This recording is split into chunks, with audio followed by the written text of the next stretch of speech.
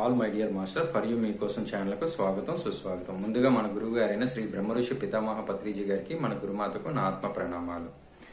ఈ రోజు మన ఛానల్కు సీనియర్ పిరమిడ్ మాస్టర్ గారైన సతీష్ గారు వైజాగ్ నుంచి వచ్చారు masters.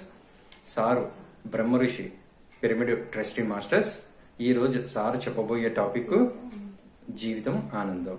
Okay masters, thank you sir. Please welcome, continue our session sir.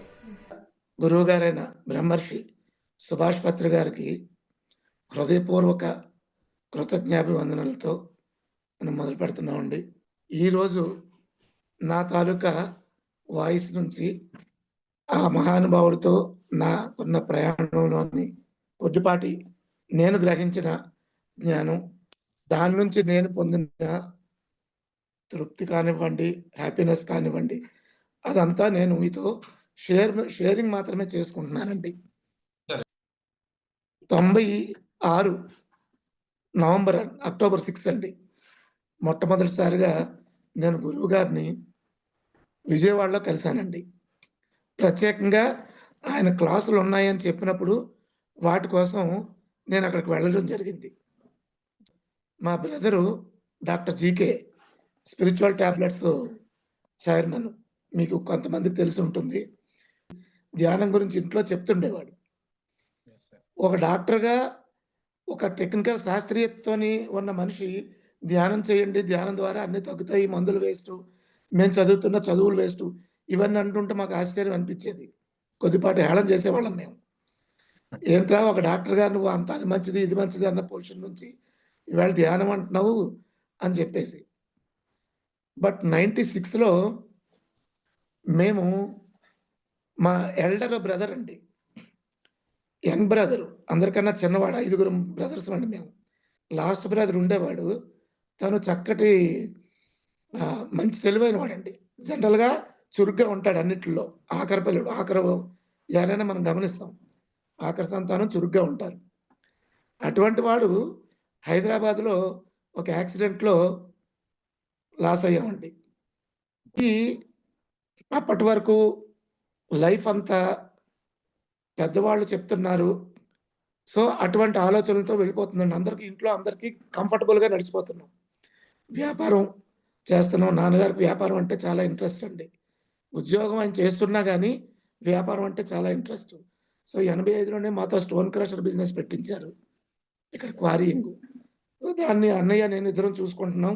Chandrasekhar మూడో బ్రదరు, తను సాఫ్ట్వేర్ ఫీల్డ్లో ఉన్నాడండి, అప్పటికి అమెరికాలో ఉన్నాడు. గోపాలకృష్ణ మెడిసిన్ చదువుతున్నాడు 92 నుంచి. వేణు మాకు 96లో లాస్ అయ్యాడండి. లాస్ అయినప్పుడు ఒక పెద్ద కుదుపు ఇంట్లో. జనరల్గా ప్రతి ఇంట్లోనూ జరిగే విషయాలే, ముందో వెనుకో. కానీ అంతవరకు ఏ రిమార్కు లేకుండా గ్రామంలోని ఒక పెద్ద తరహాలో పోతున్న కుటుంబం ఒక పెద్ద కుదుపు వచ్చిందండి. మిగతా ఈ స్పిరిచువాలిటీ సపోర్ట్ అన్నది కుటుంబంలో తెలియకపోతే ఈవేళ మనం ఇలా కూర్చునే వాళ్ళం కాదేమో. తెలుసుకున్న జ్ఞానాన్ని మొట్టమొదటిగా ఆ చావు అంటే ఏంటి, వీటి గురించి ఇంట్లో అందరికీ తెలియచెప్పడం. పాల్సార్ అండి, పత్రిసార్ తర్వాత ఆయన తాలూకా ప్రథమ శిష్యులు పాల్సార్ అని, ఆయన ముఖ్యంగా ఇంటికొచ్చి ఒక వారం రోజులు ఉండి ప్రతి ఒక్కళ్ళకి కౌన్సిలింగ్ చేసినట్టుగా ధ్యానం గురించి, మరణం అంటే ఏంటి, ఆ రోజే ఆయన చెప్పిన తీరు మా అందరినీ కొంత ఆలోచించక చేసిందండి పూర్తిగాను. ఎందుకంటే అంతవరకు చాలా తేలిగ్గా తీసుకునేవాళ్ళం. సో మేము తమ్ముడికి ఎగ్జామ్స్ అవుతున్నాయి, కాస్త వండి పెట్టడం అన్నది ఒక 2 వారాలు ఖాళీ ఉంది. వేసవిలో నేను, నా భార్య, మా పెద్దమ్మాయి అప్పుడు చిన్నదండి, 6 నెలల పిల్ల, తీసుకొని వెళ్ళామండి మేము. రెండో సంవత్సరం సారి వెళ్తే 2 వారాలు వాడి దగ్గర ఉండడం జరిగింది. వాడు చదువుతున్నదేమో మెడిసిను, విపరీతమైన మెడిటేషను. గంటలు గంటలు 5 స్టూడెంట్స్ కలిపి ఒక రూమ్మేట్స్ అండి. గంటలు గంటలు ధ్యానమే. మమ్మల్ని కూడా కూర్చోబెట్టాడు. ఓకే, ఏదో మొట్టమొదటి పరిచయం మాకు ధ్యానం 96 మేలోని తమ్ముడు చెప్పగా కూర్చున్నామండి. వాళ్ళ ఫ్రెండ్స్ కూడా కూర్చున్నారు, అనుభవాలు అడిగారు, అంతా అయిపోయింది. బట్ అంత సీరియస్‌గా చేయలేదు. అక్టోబర్ 6న మీరు కంపల్సరీగా గురువు గారిని కలవండి అని చెప్పినప్పుడు గురువు గారి దగ్గరికి వెళ్ళడం, ఆవేళ గుంటూరులోని ఒక రామాలయంలో క్లాస్ అయ్యేటప్పుడు ఆ క్లాస్‌లోని ఆయన సభాముఖంగా నాన్ వెజిటేరియన్ ఈ రోజు నుంచి మానేస్తావా అని ఆయన అడగటం, ఆ క్షణమే నేను మైక్‌లోని అనౌన్స్ చేశానండి. నాన్ వెజిటేరియన్ ఈ క్షణం నుంచి మానేస్తున్నానని. 96 లగాయతు నాన్ వెజిటేరియన్ పూర్తిగా మానేసామండి. అప్పటికి తమ్ముడు, పేరెంట్సు వాళ్ళు మాత్రమే. నా తదనంతరం ఒకళ్ళు అలాగా నేను మానేసిన తర్వాత మా మిసెస్, అన్నయ్య ఇలాగ నెక్స్ట్ ఇయర్ కల్లా మొత్తం కుటుంబం పూర్తిగా శాకాహారం అయిపోయిందండి. మా ఒక్క కుటుంబం. అక్కడి నుంచి చుట్టుపక్కల కుటుంబాలు అంటే సిస్టర్సు ఇలాగా ఒకళ్ళని నెమ్మదిగా మార్చడం అనేది మొదలైందండి. అంటే వాళ్ళకి తెలియజెప్పడం, ధ్యానం తాలూకా విశిష్టత. దాంతో నెమ్మదిగా మానారు. సో, అంతో ఇంతో సేవా దృక్పథం అన్నది నాన్నగారు చిన్నప్పటి నుంచి గ్రామంలోని కాస్త యాక్టివ్‌గా ఉండడం వలన అది కొంత మాకు ఆహ్, ఆ జిజ్ఞాస అబ్బిందండి. సేవ సేవలో ఉండాలి అన్నది. అయితే మా చిన్నతనం ముఖ్యంగా సాధు సంపత్తులతోనే నడిచిందండి. ఇంట్లో ఎప్పుడూ ఒక ఇద్దరు, ముగ్గురు సాధువులు ఉండేవారు మాకు. వాళ్ళకి ఖచ్చితంగా రాత్రి అయ్యేసరికి ఏదో అల్పాహారం పెట్టేవాళ్ళు, తినేవారు, శుభ్రంగా పడుకునేవారు. ఏదన్నా 1, 2 మంచి మాటలు చెప్పేవారు పురాణ కాలక్షేపం.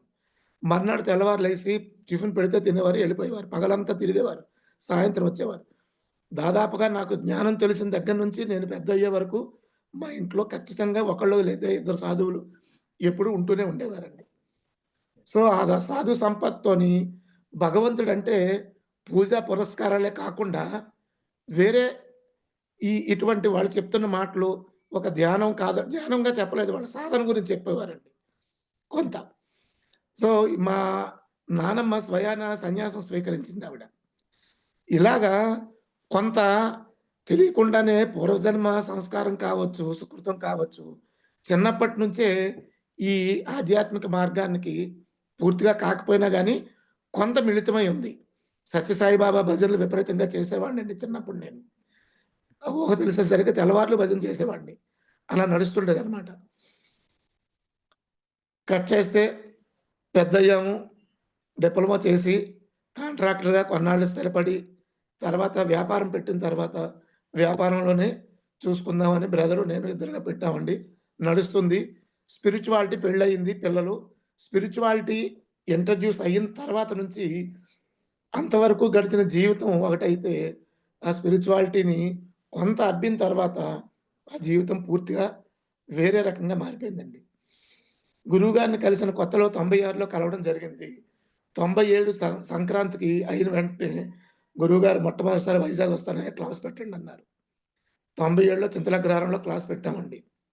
అప్పటికి గ్రామం అంతా 99% నాన్ వెజిటేరియన్స్ అండి. మేము అప్పటికే గురువుగారి క్లాసులు వినడం మూలాన నాన్ వెజిటేరియన్ గురించి ఎంత గట్టిగా తిడతారో, ఆయన వ్యతిరేకిస్తారో తెలిసి, ఊళ్ళోని అంతా కొత్తవాళ్ళండి. మీరు నాన్ వెజిటేరియన్ గురించి మాత్రం చెప్పకండి. ఎందుకంటే దూరం అయిపోతారు అని మా భయం కొన్న కొద్దీ అది చెప్పడం జరిగింది. ఓహ్! అవునా! అని అన్నారండి ఇంట్లో. ఉదయం 10 గంటలకు క్లాస్ మొదలైంది. దాదాపుగా 280 మందొచ్చారు. అటెండ్ అయ్యారు. రామకోవిల్ చిన్నదైనా చుట్టూ చేరిపోయారండి. మాంసం తినేవాళ్ళు పరమ రాక్షసులు అని మొదలుపెట్టారండి. మొట్టమొదటి పదం. కర్నూలు వెళ్లి మాట్లాడొచ్చారండి. ఆయన సమక్షంలో నాన్ వెజిటేరియన్ మానేశారు మొట్టమొదటి వాళ్ళు. ఆ తర్వాత నేను మానేశాను. తమ్ముడు ముందే మానేశాడు. సో, ఎప్పుడైతే దీంతో మొదలుపెట్టారో 10 నిమిషాలు అయ్యేసరికి నాన్నగారు వెళ్ళిపోయారండి. మహా దారుణంగా తిట్టుకెళ్ళిపోతున్నారు ప్రతి ఒక్కళ్ళని. తిట్టడం మీన్స్ ఆయన ఒక గురువుగా, సత్యం తెలిసిన గురువుగా ఏదైతే అసలైన జ్ఞానం ఉందో, సత్యం ఉందో దాన్నే తెలియజేస్తున్నారు.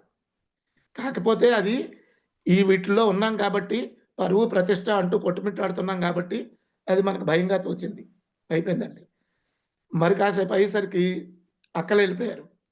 మా మా మిసెస్. ఎందుకంటే వాళ్ళప్పటికి ధ్యానంలో లేరు కాబట్టి వాళ్ళు మామూలుగా కూర్చున్నారు. పాత పెట్టి వెన్న రాయడం అన్నది ఎంతో ఆయనకి వెన్నతో పెట్టిన విద్య అండి. ఎందుకంటే ఒక తప్పు చేసేవాడికి ఏ రకంగా దారికి తీసుకురావాలి అన్నది తెలియజేయాల్సిన సత్యాన్ని సూటిగా తెలియజేసి, మళ్ళీ తిరిగి ప్రతి ఒక్కళ్ళని, ఎందుకంటే ఏ గురువు కూడా ఎవరి దగ్గర కలిసిపోయినట్టుగా లేరండి. అంత దూరంలోనే ఉంటారు గురువులు. ఈయన ప్రతి ఒక్కళ్ళని భుజాల మీద చెయ్యి వేసి, ప్రతి ఒక్కళ్ళని ఏంటి నాయనా అని చెప్పేసి సరదాగా మాట్లాడడంతో ఉన్నవాళ్ళు కోపంతోని ఊగిపోయిన వాళ్ళు, మొహాలు ఎర్రబడిన వాళ్ళు కూడా చక్కగా గురువుగారికి పాద నమస్కారాలు చేసి, ఆయన దగ్గర పట్టుకొని, "అయ్యా! మేము ధ్యానం తప్పకుండా చేస్తాము" అని చెప్పేసి, అప్పటికి ఆ ఎపిసోడ్ మాకు ముగిసి బతుకు జీవుడా అని మాత్రం అనుకున్నామండి. ఆయన దగ్గర నుంచి. అయిపోయింది. సో, తర్వాత రెడ్డి నాయుడు గారి పరిచయం. వైజాగ్‌లో నెమ్మది నెమ్మదిగా క్లాసులు పెడుతున్నప్పుడు ప్రతి 2 నెలలకి గురువుగారు వచ్చేవారండి వైజాగ్. పౌర్ణమి ధ్యానం అంటే కంపల్సరీగా విశాఖపట్నంలో సాగర్ నగర్ దగ్గర కోన్ ఉందండి ఒకటి. ఆ కోన్‌లో కంపల్సరీగా జరిగేది. దాదాపుగా 200 మంది వరకు పీపుల్ అటెండ్ అయ్యేవాళ్ళం. రాత్రి 9-11 వరకు ధ్యానం అయ్యేది. 11-12 ఓపెన్ ఐ మెడిటేషను, లేదంటే గురువుగారు ఏదైనా కాన్సెప్ట్‌లు చెప్పడం అయ్యేదండి. 12-1 ఎంజాయ్‌మెంట్ సెషన్ ఉండేది. 1-2 వరకు టీ బ్రేకు. 2 తర్వాత అందరూ సాగర్ నగర్‌కి తెల్లవారి రోడ్డు మీద నడిపించుకు తీసుకెళ్ళి, అక్కడ మార్నింగ్ సముద్ర స్నానాలతో పాటు ఉదయాన్నే ఆ ఎండను చూస్తూ ధ్యానం చేయడం అలా నడిచేదండి. దాదాపుగా 2 సంవత్సరాలు ఇలా జరిగిందండి. ఆయన ప్రతి యాస్పెక్ట్‌లోనూ ఏ చిన్న విషయమైనా కరెక్షన్ అన్నది చాలా చాలా ముఖ్యంగా ఉండేదండి. ప్రతి విషయాన్ని ఎక్కడ తేడా ఉంటే అక్కడ నెమ్మదిగా చెప్పేవారు. 2 సార్లు చెప్పేవారు, 3 సార్లు చెప్పేవారు. నాలుగోసారి కోప్పడేవారండి. మళ్ళీ అదే తప్పు చేసిన పక్షంలో. ఎంత ట్రైనింగ్ అంటే ఒక భోజనం చేయడం కానివ్వండి, వంట చేయడం కానివ్వండి, సర్దడం కానివ్వండి, మాట్లాడడం కానివ్వండి, నవ్వడం కానివ్వండి, ప్రతి విషయంలోనూ ప్రతి ఒక్కళ్ళని తీర్చిదిద్దుతుంటే అసలు ఇటువంటి మనిషి ఎలాగ సాధ్యం అని అనుకునేవాళ్ళమండి. ఎందుకంటే దేవుడు మాత్రమే అనంతమైన శక్తి కలవాడు అని మనం నమ్ముతామండి. భగవంతుడంటే ఆయనకి ఏదైనా గాని సాధ్యమే. సాధ్యం కానిది ఏది లేదు. అటువంటి మనిషి మన ఎదురుగుండా తిరగడం అనేది ఎందుకంటే ఎన్నో ఎన్నో అత్యంత అద్భుతమైన సన్నివేశాలు నడిచాయండి గురువుగారి దగ్గర. ఇప్పుడు అవన్నీ చెప్పలేము కూడా. మహిమలు అని అనుకుంటామండి. ప్రత్యక్షంగా చూడడం జరిగిందండి వాటిని. ఆయనతో గడిచిన ప్రయాణంలో ఎన్నెన్నో ఆ క్షణాలకి ప్రకృతిని శాసించడం దగ్గర నుంచి ఏదైనా గాని అలా మన ఆలోచనలకి అనుగుణంగా ఉండేటట్టుగా పరిస్థితులను మార్పు చేయడం అన్నది గమనించామండి ఆయన దగ్గర. అంటే ఒక మనిషిగా ఆయన అంత శక్తివంతంగా ఉండి, దాన్ని నిరూపించకుండా సామాన్య మానవుడిలాగా ఉంటూ ఎంతమందిని ప్రభావితం చేయగలుగుతున్నారంటే, ఇది ప్రతి ఒక్కళ్ళకి సాధ్యమైన విషయమే అని ఆలోచించినప్పుడు, ఆయన్ని ఒక దర్పణంలాగా, ఒక అద్దంలాగా తీసుకొని, ఆయన చర్యల్ని గమనిస్తూ, ఎక్కడ ఏం చేస్తున్నారని ఎప్పటికప్పుడు మనల్ని మనం సరిదిద్దుకోవడం అన్నది అంత ఫ్రీడమ్ ఆయనిచ్చారండి ఎవరికైనా గాని. అప్పటికి తెలీదు, లేతే గ్రహించలేకపోతున్నాం అనంటే, ఒక చిన్న దెబ్బ వేసి ఎందుకంటే, పక్కన కూర్చొని ఒకసారి సినిమా చూస్తుంటే, ఏదో ఆలోచనలు వెళ్తున్నాయి. టపీమని నెత్తి మీద ఒక మొట్టికాయ ఏసారండి ఆయన. వెంటనే చెప్పారు, "ఇక్కడున్నావు, ఇక్కడుండాలి. ఈ క్షణం ఇక్కడుండాలి. ఎక్కడో ఏదో ఆలోచిస్తే ఏంటి నాయనా" అంటే, ఒక గురువు ఒక బాధ్యత తీసుకున్నారు అంటే, అది ఎంత పరిపూర్ణంగా ఉంటుంది ఒక మనిషిని. అలాగే ప్రతి ఒక్కళ్ళ విషయంలోనూ ఆయన చూపించిన ఔదార్యం నిజంగా ఈరోజు ఆయన చూపించిన బాటలో నడవటం మూలాన ప్రతి క్షణం ఆనందంగా ఉండగలగడం అన్నది పర్సనల్‌గా, హృదయపూర్వకంగా అనుభవిస్తున్నామండి మా కుటుంబం నుంచి. ఎందుకంటే ప్రతి ఒక్కళ్ళమి ఏదో ఒక ఆయన ఒకటే చెప్పేవారండి. ఏదో ఒక కర్మ చేస్తూనే ఉండాలి. దాని ఫలితంతోని మీరు ఆలోచించకండి. ముందుగా వదులుకోవడం కష్టమే. ఫలితాన్ని ఆశించే ఎవరైనా ఏదన్నా చేస్తారు. ఊరకనే ఎందుకు చేయాలి? సో, ఆధ్యాత్మికంగానన్నా ఉన్నతి కావాలి అన్నది ఆశించండి. ప్రారంభంలో ఈ స్వార్థం ఉండి తీరాలి మనిషికి. క్రమేపీ ఎప్పుడైతే మీరు కర్మలు చేసుకుంటూ పోతుంటారో, ఆ కర్మల నుంచి విడిపడటం ఎలాగో తెలుస్తుంది. అప్పుడు ఆనందం అన్నది మనిషికి లభిస్తుంది. ఆ విడుదల అన్నదే మనిషికి ఆనందం నాయన అని చెప్పేవారండి. 2008 నుంచి నేను వ్యాపారంలో ఉంటూనే మేము సాధ్యమైనంత వరకు సర్వింగ్ అన్నది చేసేవాళ్ళమండి. 2004లో బెంగుళూరు పిరమిడ్ స్టార్ట్ అయినప్పుడు దానికి ఇతోధికంగా వ్యాపారంలో ఒక రూపాయి వచ్చిందంటే రూ. 1 అక్కడికి పంపించేవాళ్ళమండి. మిగిలిన దాంతో మేము ఇక్కడ చూసుకున్నాం. ఈవెన్ 2004 తర్వాత మేము ఏ ఒక్క అసెట్ ఇవాల్టికి కూడా కొనుగోలు చేయలేదండి. ఉన్న వాటి నుంచే ఇబ్బందయినప్పుడు ఫీడింగ్ చేశాం తప్ప, ఏ ఒక్క అసెట్‌ని కొత్తగా ఇది మన కోసం ఉంచుకోవాలి అన్న ఆలోచన పెట్టుకోలేదండి. అంటే ఇక్కడ ఏం గ్రహించామంటే, సర్వసంగ పరిత్యాగంగా ఆయన ప్రతి క్షణం అంత ఆనందంగా ఉండేటప్పుడు, వేరే ఏదన్నా కావాలి అనుకోని వెళ్ళే కన్నా, ఉన్నదాంతోని మనం ఎందుకు ఆనందంగా ఉండలేము? సో, ఈ కావాలి అన్నదాన్ని ఎక్కడో ఒక దగ్గర ఆపకపోతే, జీవితకాలం ఈ పరుగులాట పరిగెడుతూనే ఉంటుంది అన్న గ్రహింపు మేము 2008లో ఒక్కసారి ఆలోచించుకున్నామండి మేమందరమి. ఏ పండగొచ్చినా కుటుంబ సభ్యులం అందరమే కూర్చుంటామండి. ముఖ్యంగా సంక్రాంతికి. కూర్చొని ఆ సంవత్సరంలో ఏం చేసాం ఎవరెవరు? ఎవరెవరు ఏ ఆలోచన విధానంలో ఉన్నాం? నెక్స్ట్ ఇయర్‌కి మనం ఏమనుకుంటున్నాం? ఎవరికైనా ఇండివిడ్యువల్ ప్రాజెక్ట్‌లున్నాయా? అలాగే అభిప్రాయాలేంటి? ఎవరి గురించి ఎవరి తాలూకా అభిప్రాయాలేంటి? ఇలా ఓపెన్‌గా కూర్చొని మేము మాట్లాడుకుంటామండి. సర్వసాధారణంగా. ప్రాజెక్టుల గురించే మాట్లాడుకుంటాం. స్పిరిచ్యువల్ ప్రాజెక్ట్‌లేంటి? వీటి గురించేంటి? సో, అరమరికలుగా ఏదన్నా గాని ఒకళ్ళ పట్ల ఒకళ్ళకి ఏదన్నా ఉంటే, అవన్నీ ఒక్కసారి ఓపెన్‌గా మాట్లాడుకోవడంతో అక్కడికి ఎందుకంటే, ఉమ్మడి కుటుంబంలో ఉండేటప్పుడు ప్రతి ఒక్కళ్ళ అభిప్రాయాలని గౌరవించే మనం మసలుకోవాలండి. మాదంతా ఉమ్మడి కుటుంబంగానే ఉన్నాం. 2008 వరకు పూర్తిగా ఉమ్మడి కుటుంబమేనండి. ఒకే ఇంట్లో అమ్మానాన్నలు, అన్నయ్యలు మేము జీకే. జీకే బయటకు వెళ్తూ వస్తుండేవాడండి. బొంబాయి ఎళ్ళొచ్చేవాడు. అండమాన్ ఎళ్ళొచ్చేవాడు. కలకత్తా ఎళ్ళొచ్చేవాడు. వచ్చినప్పుడు ఇక్కడే ఉంటుండేవాడు. అందరం కలిసి వేపగుంట ఇంట్లోనే. ఒకటే వంటగా ఉండేది. సో, ప్రతి ఒక్కళ్ళ అభిప్రాయాల్ని గౌరవిస్తుండాలి. ఒకళ్ళని నొప్పించకుండా ఉండాలి. దీనికి ఈ మార్గం ఎంతో అత్యంత అద్భుతంగా సహాయకారిగా ఉండిందండి. ఎందుకని? వివేకం ఎప్పుడైతే మెడిటేషన్ చేస్తున్నామో కొంత రైటియస్ థింకింగ్ వస్తుంది ప్రతి మనిషికి. ఆ రైటియస్ థింకింగ్‌తో రైటియస్ క్రియలుంటాయండి. చేయడం ఉంటుంది. సరైన క్రియలున్నప్పుడు సరైన ఫలితాలే ఉంటాయి వాటితో. సో, ఆ రకంగా ప్రతి విషయం పట్ల ఎవరము గబుక్కున రెండో వాళ్ళని నిర్ణయించకుండా అంటే ఊహాగానాలకు వెళ్ళిపోయి ఇటువంటివేమీ లేకుండా ఒకరికొకరు చేదోడు వాదోడుగా ఉమ్మడి కుటుంబంలో ఇది మాకు చాలా బెనిఫిట్ అయిందండి. ఇవాళ ప్రతి ఒక్కళ్ళమి ఎంతో హ్యాపీగా వీళ్ళు కాదు కుటుంబ సభ్యులు పిల్లల దగ్గర నుంచి అందరిమి ఒకే నిర్ణయంతో ఒకే మాటగా ఇవాళ వెళ్తున్నామంటే కారణం ఈ ధ్యానం నుంచి వచ్చిన వివేకంతో ప్రతి ఒక్కళ్ళమి ప్రతి క్షణాన్ని నిర్ణయాత్మకంగా మార్చుకోవడం అన్నది నేను గ్రహించిన మొట్టమొదటి విషయం అండి. ఎందుకంటే ఆయన ఒకటే చెప్పేవారు. మ్యాగజైన్ రన్ చేసినప్పుడు మనం ఒక విషయాన్ని ఎవరికైనా తెలియచేయాలి అని అనుకున్నప్పుడు మాట ద్వారా తెలియచేస్తామండి. ముఖ్యంగా ప్రింట్ చేస్తాం పుస్తక రూపంలో. పుస్తక రూపంలో పెట్టినప్పుడు 10 సార్లయినా గాని దాన్ని కరెక్షన్ చేయండి.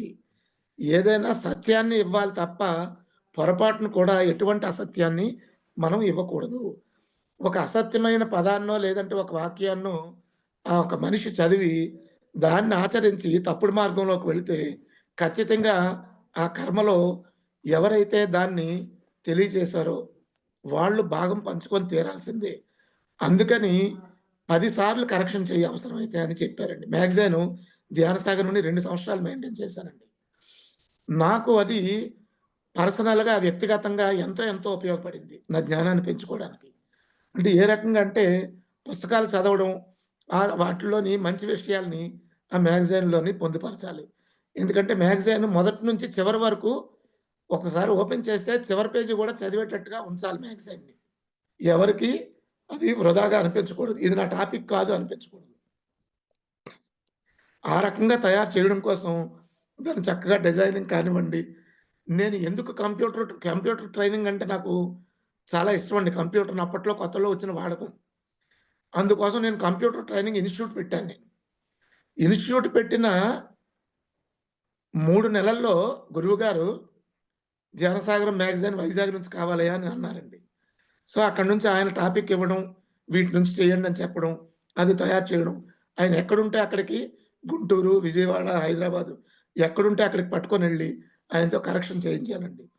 చాలా చక్కగా ఉంది. ఇందులో తప్పులుండవనుకుంటే ఒక 100-200 తప్పులు తీసేవారాయన. 8 పేజీల మ్యాగజైన్‌లో. మళ్ళీ తెలుగంటే చాలా ఇష్టం నాకు చిన్నప్పటి నుంచి. ఏవండీ? అటువంటిది మొదటిసారి చెయ్యి. అందులో మిస్టేక్స్ కనపడతాయి. రెండోసారి చెయ్యండి. పద నిర్మాణంలో తేడాలొస్తాయి. మూడోసారి పేరాని ఏం చెప్పదలుచుకున్నారు. ఇలాగా ఒక్కొక్క మ్యాగజైను 5, 6 ప్రూఫ్‌లయ్యేసరికి ఆ విషయాలన్నీ పూర్తిగా మనసులోకి ఇంకిపోయేవండి. ఇంకితే అలా నెమ్మదిగా వాటిని ఆచరించడం మొదలైంది. ఎందుకంటే ఒకసారి తెలిసిన జ్ఞానం మనిషిని పూర్తిగా చేంజ్ చేస్తుందండి. ఏ మనిషినైనాను. ఎందుకంటే ఆత్మ తాలూకా దృష్టి ఎప్పుడూ సత్యాన్ని తెలుసుకోవడం, ధర్మబద్ధంగా జీవించడం. దానికి ఈ ధ్యానం ద్వారా తెలుసుకున్న జ్ఞానం ఎంతో ఉపయోగపడి ప్రతి విషయాన్ని సునిశ్చితంగా గమనించడం అన్నది అలవాటు చేసుకోవడం మొదలైందండి. ఇది మామూలుగా జరిగిపోతూనే ఉంది. ఎప్పుడైతే 2009లో మొట్టమొదటిసారి నేను 'క్రాంతి బీజాలని' ఓషో బుక్ చదివానండి నేను. 'క్రాంతి బీజాలు' దాదాపుగా 160 కథలుంటాయండి అందులో. ఆ రచనా శైలి కానివ్వండి, అప్పటి వరకు చదివానండి. చాలా తక్కువ పుస్తకాలే చదివాను. బట్ ఆ 'క్రాంతి బీజాలు' పుస్తకం చదివినప్పుడు అందులో మెన్షన్ చేసి జీవిత సత్యాలు, జీవిత రహస్యాలు, అవేర్‌నెస్ బుక్కు. ఈ 3 పుస్తకాలు నేను మొట్టమొదటగా అప్పుడు చదివిన పుస్తకాలండి. జీవిత రహస్యాలు, అవేర్‌నెస్, క్రాంతి బీజాలు. జీవిత రహస్యాలు చదివినప్పుడు ఒక మనిషి ఎంత అద్భుతంగా జీవించొచ్చు, ఎంత ఉన్నతంగా జీవించొచ్చు, కానీ మనం ఎంత అధమంగా జీవిస్తున్నాము అన్నది తెలియజేస్తుంటాడండి. అదే అవేర్‌నెస్ పుస్తకంలో నా తాలూకా ధోరణి అవేర్‌నెస్ పుస్తకం నుంచి పూర్తిగా మారిపోయిందండి. ఒక మనిషి ప్రతి క్షణం ఆనందంగా ఉండాలి అనంటే అవేర్‌నెస్‌ని మించిన టెక్నిక్ వేరే లేనే లేదండి. ఎందుకు ఆయన అంత గట్టిగా ఇన్సిస్ట్ చేసి అవేర్‌నెస్ గురించి చెప్తారు? ఎందుకు చెప్పాల్సొస్తుందంటే ఓషో గారి పుస్తకంలోని చూస్తేనండి 300 పేజీలు, 500 పేజీల పుస్తకం కానివ్వండి. దాదాపుగా పుస్తకం అంతా కేవలం ఒక 30% ముఖ్యమైన విషయాలే ఉంటాయి. అవే మిగతా 70 పేజీల్లోనూ తిరుగుతూనే ఉంటాయండి. ఎందుకంటే ఏదైతే మనిషి ఏ పదాన్ని సరిగ్గా గ్రహించి మనం దాన్ని ఇంప్లిమెంట్ చేసుకుంటే జీవితం మొత్తం మారిపోతుందో, ఆ మనిషి మోక్షానికి దగ్గరగా చేరిపోతాడండి. ఓషో రాసిన పుస్తకాల్లో ఏ పేజీలోనైనా ఏ ఒక్క పేరాని మనం ఇంప్లిమెంట్ చేస్తే, ఆ ఒక్క పేరా మీద వర్కౌట్ చేస్తే చాలండి. అందులో ఉండే అర్థం కాస్త గ్రహించి మన దైనందిన జీవితంలో ఎందుకంటే ఆయన రాసినవన్నీ పూర్తిగా మన దైనందిన జీవితంలో, మన ఆలోచనలో, మన చేతల్లో నుంచి తీసినవేనండి. వేరే ఎక్కడి నుంచి తీసుకురాలేదాయన. ఎవరి గురించి మాట్లాడినా గాని, మనిషి తాలూకా జీవితం ఆనందంగా ఉండాలంటే ఏం చేయాలి? అసలు జీవితం అంటేనే ఆనందంగా ఉండడం. అసలు జీవితం అన్నదే జీవించడం కోసమే జీవితం అన్నది ఉంది. జన్మ తీసుకున్నామంటే జీవించడం అనేది ఒక కళ. ఆ కళని తెలుసుకోవాలి. అందరిని జీవిస్తూ వెళ్ళిపోతూనే ఉన్నాము. కానీ ఎవరికీ సంతృప్తి అన్నది లేదు. ఎందుకంటే ఊహ తెలిసినప్పటి నుంచి కావాలి అని అనుకున్న ప్రయాణం చనిపోయే వరకు ఏదో కావాలి అంటూనే మనిషి ప్రయాణం సాగుతూనే ఉందండి. నిరంతరం సంఘర్షణే ప్రతి క్షణం. తెలుసు, ఎంతో తెలుసు, 60 సంవత్సరాలొచ్చాయి, చాలా తెలుసు అని అనుకునే వాళ్ళు కూడా తాత్కాలికమైన కొన్ని విషయాల్లో నెమ్మదిస్తున్నారు తప్ప, వాళ్ళ మనసుల్లో నుంచి ఆ ఆతృత మాత్రం ఇంకా పోలేదండి. ఎందుకంటే కుటుంబం బాగుండాలి, కొడుకు, పిల్లలు, మనవళ్ళు బాగుండాలి, వాళ్ళ పెళ్ళిళ్ళు చూడాలి, వాళ్ళ ఉన్నతిని చూడాలి. ఏదో ఒక రకమైన ఒత్తిడి ప్రతి మనిషికి జీవితంలో నడుస్తూనే ఉందండి. ఇదంతా తెలియకుండానే జరిగిపోతుంది. దురదృష్టవశాత్తు తెలియకుండానే ప్రతి మనిషి ఈ పోరాటంలోని మనం ఇన్వాల్వ్ అయిపోయి ఉన్నామండి. అది మనం గ్రహించుకోలేకపోతున్నాం. ఎప్పుడు గ్రహించగలం? ఈ రకంగా ధ్యాన మార్గం లేదా ఒక ఆధ్యాత్మిక మార్గంలో అసలు జీవితం అంటే ఏంటి? ఎన్నో ప్రతి మనిషికి ఒక ఆలోచన విధానం ఉంది. సో, నీ ఆలోచన విధానాన్ని మీరెంతవరకు తెలుసుకుంటున్నారు? అసలు మీరెవరు? మీ తాలూకా ఉపయోగం ఏంటి? అన్నది గత జన్మ సంస్కారాలుంటే కాస్త త్వరగానే ధ్యానం ద్వారా వస్తుందండి. అది కూడా ఆయనే చెప్పారు. నాకు నా 26 సంవత్సరంలో ధ్యానం తెలిసిందండి నాకు. మా నాన్నగారికి 45 సంవత్సరంలో ధ్యానం తెలిసింది. అప్పటికి ఆయన వయసు 45. 50 సంవత్సరాల పైనే ఆయన వయసు. అప్పుడు తెలిసింది. ఎందుకంటే మాకు ఆయనకు ఒక సంవత్సరం తేడాలోనే ధ్యానం తెలిసిందండి. తమ్ముడు అందరికీ ఒకసారే చెప్పాడు. ఏమండి? అంటే అది దానికి కారణం ఆయన చెప్పారు. సంస్కారాలని చెప్పారు. మా మామయ్య గారున్నారు. ఆయన చనిపోయే వరకు ధ్యానాన్ని ఒప్పుకోలేదాయన. ఆయనకి లేదన్నారంతే. బాబు మనము మన ధర్మం మనం తెలియచేయడం. సంస్కారం ఉన్న వాళ్ళకి అది చేరుతుంది. వెంటనే వాళ్ళు ఆకర్షింపబడతారు. వాళ్ళ పూర్వజన్మ సంస్కారాలను బట్టి ఆయా వయసుల్లో వాళ్ళకి ధ్యాన పరిచయం జరుగుతుంది. అయ్యో! నాకు ఇంతమంది కలిసుంటే బాగుండేదే అని బాధపడే ప్రశ్న లేదు. ఈ క్షణం నుంచి మీరు దాన్ని ఏ రకంగా పట్టుకోగలిగారు అన్న దాని మీద మీ తాలూకా భవిష్యత్తు ఆధారపడి ఉంటుంది అని ఆయన సుస్పష్టంగా ప్రతిసారి చెప్తుండేవారండి. సో, ఈ ఓషో లిటరేచర్ చదివిన దగ్గర నుంచి నాలో మార్పులు నెమ్మదిగా అంటే ముక్తి పొందడం అంటే అంతవరకు ఏదో ఒక వయసు మీరిన తర్వాత, బాధ్యతలు తగ్గిన తర్వాత, మనం దాని గురించి ఆలోచించాలి అన్నదే చిన్నప్పటి నుంచి మనకి నేర్పబడిందండి. తల్లిదండ్రులు అలాగే పెరిగారు. వాళ్ళనని ఏం లేదు. వాళ్ళు పెరిగిన విధానంలోనే వాళ్ళని చూసే వాళ్ళే మన మొదటి గురువులు. వాళ్ళని చూసే మన నడవడిక, మన నడత మనం అన్నీ నేర్చుకుంటున్నామండి. అంచేత ఇక్కడ ఎవరిని తప్పు పట్టడానికి లేదు. ఎందుకంటే వాళ్ళ సంస్కారాలను బట్టి వాళ్ళకి అప్పటికి అది అందింది. దాన్ని మనం సంక్రమించుకున్నాం. కానీ ధ్యాన మార్గం అన్నది ఒక గురువు నుంచి ఇచ్చిన తర్వాత ఒక్కొక్కళ్ళకి ఒక్కొక్క రకమైన ధ్యాన మార్గం ఉందేమో కానియండి, అత్యంత సులువైన ఈ విధానాన్ని తెలిసిన వెంటనే మాకున్న పూర్వ పరిచయం వల్ల కావచ్చు, మా అదృష్టం వల్ల కావచ్చు, దాన్ని సాధ్యమైనంత వేగంగా మా జీవితాల్లో మేము ఇంప్లిమెంట్ చేయడం మొదలుపెట్టామండి. ఏమాత్రం ఆలస్యం చేయకుండా. సో, దాని ఫలాల్ని అంత వేగంగానే పొందగలిగామన్న సంతృప్తి చాలా ఉందండి. ఎందుకంటే, ఈ ప్రయాణంలో ధ్యాన మహాచక్రం 2011లో విశాఖపట్నంలో జరిపినప్పుడు అంతవరకు గురువుగారు వస్తున్నారు. ఆయనతో వెళ్తున్నాము. తెలుసుకుంటున్నాం. మార్పులు తెలుస్తున్నాయి. శరీరంలో అంతవరకు ఉండే ఒత్తిళ్ళు తగ్గుతున్నాయి.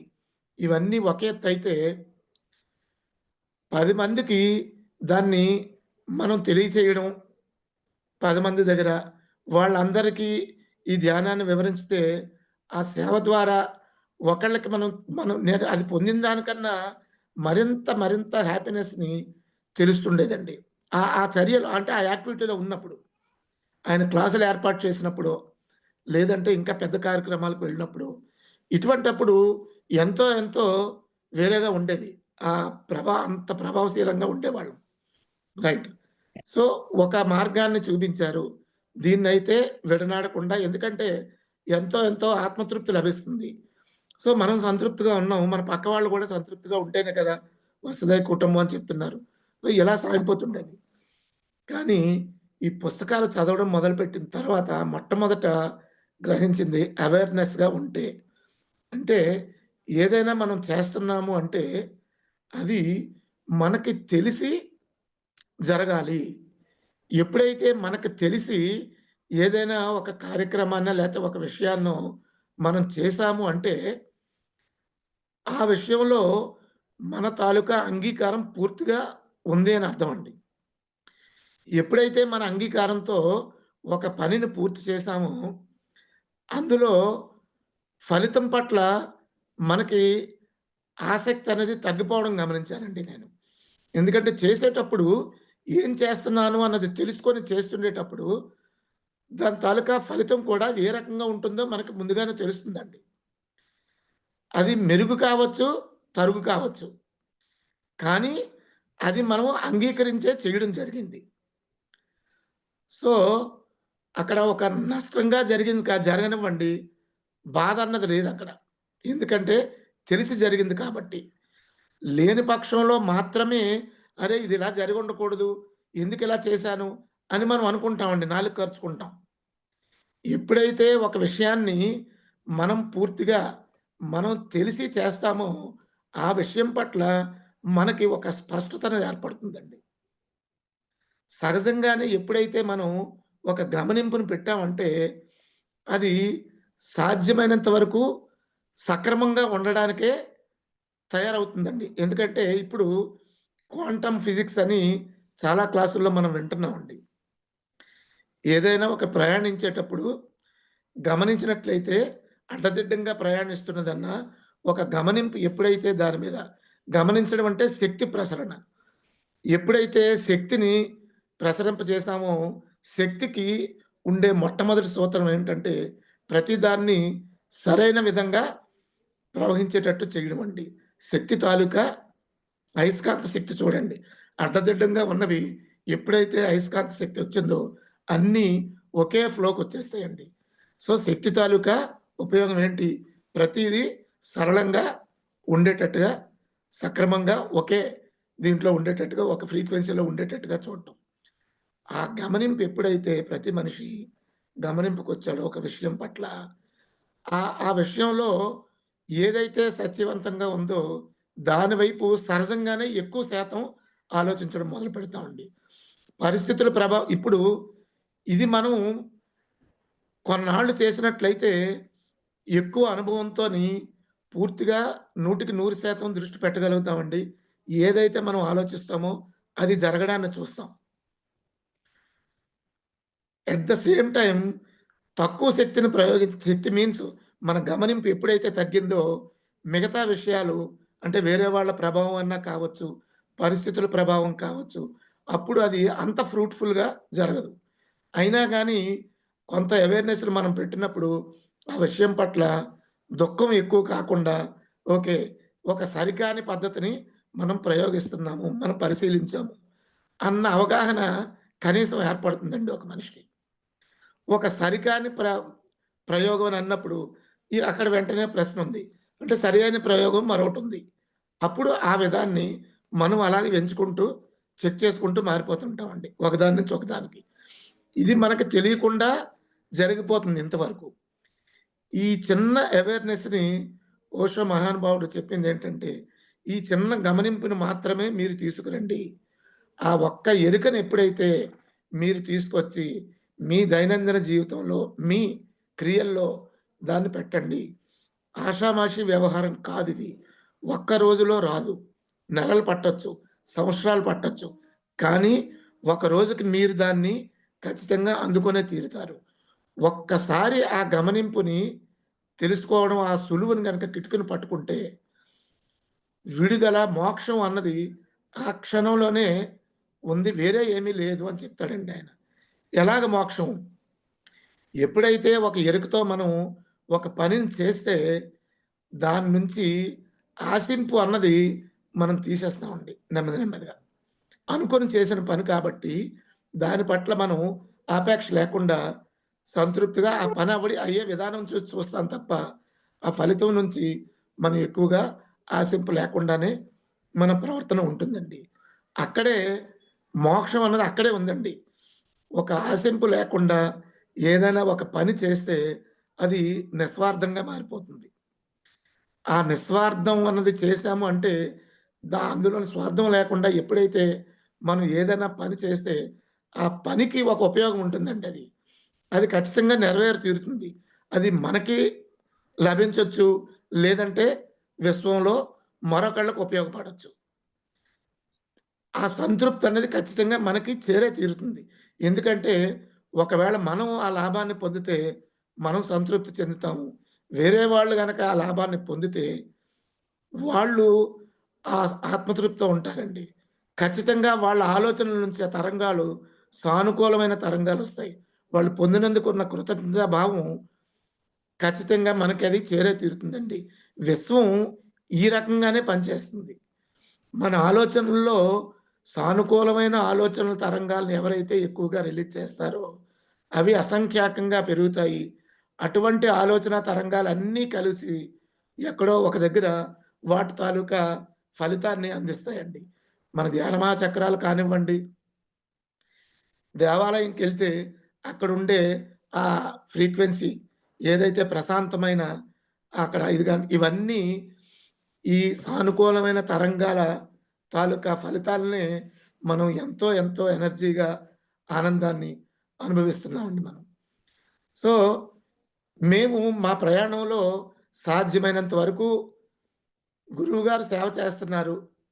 సో, అక్కడ డైరెక్ట్‌గా ఆయన మెసేజ్ ఇస్తూనే ఉన్నారు. ఆయనకున్న వాటినన్నిటిని పరిత్యజించి ప్రతి దాంట్లోనూ ఎంతో ఉదారంగా గమనించామండి. ఆయన చేతికి ఏదన్నా వస్తే, ఈ చేతికొచ్చిందని ఈ చేత్తో ఇచ్చేసేవారు. ఆ క్షణమే. బట్టలు ఎదురుగుండా ఎంతోమంది బట్టలు తీసుకొచ్చి ఇచ్చేవారండి. ఆయనకు ఒక జత ఉంచుకునేవారు. 7, 8 జతలొస్తే చూసేవారు ఎవరు కనిపిస్తున్నారు వాళ్ళకి ఆ జతలు ఇచ్చేసేవారు. అక్కడే ఇచ్చేసేవారు అంతే. మనం అలా చేయలేము. అది ఎంత అంటే భగవంతుడిగా మారిపోతే ఎప్పుడైతే మనం అందరి గురించి ఆలోచిస్తామో, మన గురించి ఆలోచించే వాళ్ళుంటారు అన్నది ప్రత్యక్ష నిదర్శనం అండి. ఎందుకంటే అలాగే ప్రతి క్షణము, ప్రతి విషయంలోనూ ఆయన చూసి గ్రహించిన జ్ఞానాన్ని జీవితంలో సాధ్యమైనంత వరకు ఇంప్లిమెంట్ చేసుకుంటూ వెళ్ళిపోతుంటే ఎంత హ్యాపీనెస్సు, కృతజ్ఞతా భావం కానివ్వండి. ఎందుకంటే ప్రతి దాని పట్ల జీవితంలో ప్రకృతి మనకి అన్నీ ఉన్నాయండి ఇక్కడ. లేమి అన్నది లేదు. కేవలం లేమి అన్నది ఎక్కడైనా ఉంది అంటే, కేవలం అది మనం గ్రహించలేకపోవడంలో మాత్రమే ఉందండి. ఒక్క జ్ఞానంగా మనం ఏదైనా లేదు అని అనుకుంటున్నామంటే, అది కేవలం మన అజ్ఞానంతో మాత్రమే ఉందండి. అయితే ఒక రోజుతోనే తెలీదు. ధ్యానంలో ఎన్నో ఎన్నో అనుభవాలండి. అలాగే స్వాధ్యాయం.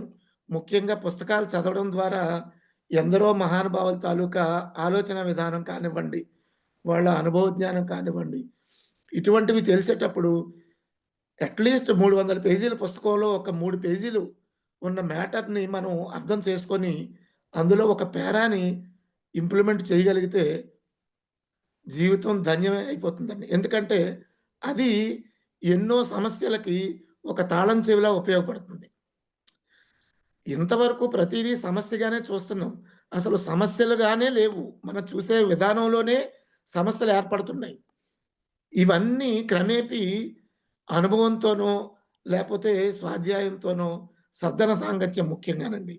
ఇది ప్రతిరోజు ఏదో సమయంలో కొంత సమయాన్ని మనం కేటాయించుకోవడం అన్నది ప్రారంభంలో ఖచ్చితంగా అవసరమండి.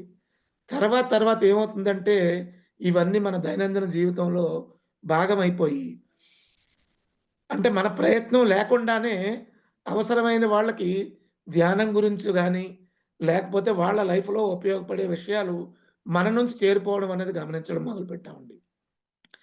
అంటే మాట్లాడుతున్నాం సహజంగానే వ్యాపారంలో కావచ్చు. అక్కడ ధ్యానానికి సంబంధించింది లేదండి వ్యాపారంలో. కానీ ధర్మబద్ధంగా చేయడం అన్నదొకటుంది. సో, మన దగ్గర వర్క్ చేసే వాళ్ళని ఎలా చూసుకోవాలి అన్నదొకటుంది. ఇది మనం చేసేటప్పుడు ఆ వ్యాపారంలోని తోటి వ్యాపారస్తులు కానివ్వండి, మరొకళ్ళు కానివ్వండి, అది వాళ్ళకి చేరుతుంది మన ప్రవర్తన ద్వారా. చూసి వాళ్ళ నడవడిక మార్చుకోగలుగుతున్నారు. ఎక్కడో సందర్భంలోని వాళ్ళకి దాన్ని తెలియజేస్తున్నారు. అయ్యా! మీరు ఆ క్షణంలో ఆవేళ అలా చూసారు. చూసిన తర్వాత మాకిది అనిపించింది. కరెక్టే ఇది ఇలా చేస్తే మిమ్మల్ని చూస్తుంటే మీరు ఎంత ఉన్నా గాని హాయిగా ఉంటున్నారు. వ్యాపారం తాలూకా ఒత్తిడులుంటాయండి. నేను చేసేది క్వారీ క్రషర్ వ్యాపారం. కొండనేవి పిండిచాడు రాళ్ళు. ఖనిజ సామ్రాజ్యం. సో, ఎంతో రకాల ఒత్తిడులు పెడితే తప్ప ఒక రాయిని బయటకు తీయలేము అభివృద్ధికి వాడడానికి. అందులో ఒత్తిళ్ళున్నాయి. కానీ ఒత్తిళ్ళు కాదు జీవితాన్ని మనల్ని నిర్దేశించేది. మన మనస్సుని మనం కాసంత నిగ్రహంలో ఉంచుకోవడం ద్వారా ఎంతటి ఒత్తిళ్ళనైనా సులువుగా అసలు ఒత్తిడే లేని జీవితాన్ని గడపడం అన్నది మనం ఆనందదాయకం అన్నది ఈ లిటరేచర్‌లో ముఖ్యంగా ప్రభావితం చేసిందైతే దాదాపుగా 50, 60 పుస్తకాలు ఓషో గారి రచనలన్నీ చదివానండి నేను. ప్రతీదీ దాంట్లో ఆయన చెప్పింది 3 విషయాలు. 1 అవేర్‌గా ఉండడం. 2 జీవితాన్ని ఆనందంగా, సంతోషంగా, నృత్యంతో జీవించడం. 3 జ్ఞానాన్ని తెలుసుకున్న జ్ఞానాన్ని సాధ్యమైనంత వరకు ఇతరులకు తెలియజేసి, మళ్ళీ అది ఎంప్టీ చేసుకోవడం. అప్పుడు మాత్రమే మీరు మళ్ళీ ఇంకొక జ్ఞానాన్ని తీసుకోవడానికి సిద్ధంగా ఉంటారు. లేకపోతే నేనిది నేర్చుకున్నాను, నాకిది చాలు అని ఎప్పుడైతే ఆలోచించామో, అక్కడ ఎదుగుదల ఆగిపోతుందండి. జీవితం అంటే పుట్టింది మొదలు మనం శరీరాన్ని విడిచిపెట్టే వరకు ప్రయాణంలో అనంతమైన నేర్చుకోవడమే ఉందండి. ఏదైనా విషయాన్ని నేర్చుకుంటే మనకొక హ్యాపీనెస్ ఉంటుంది. ఎందుకంటే, ఆ విషయం పట్ల విముక్తొచ్చినట్లే. ఒక విషయాన్ని మనం గ్రహించి తెలుసుకున్నాము అంటే, ఒక స్పష్టతొచ్చిందంటే, ఒక హ్యాపీనెస్ ఉంటుంది. మరింకా జీవితంలో ఆ విషయం పట్ల ఒక స్పష్టత ఎప్పుడూ ఉండే ఉంటుంది మనకి. ధ్యానం ద్వారా దాన్ని మనం నిలుపు చేసుకునే శక్తి పెరుగుతుందండి మనకి.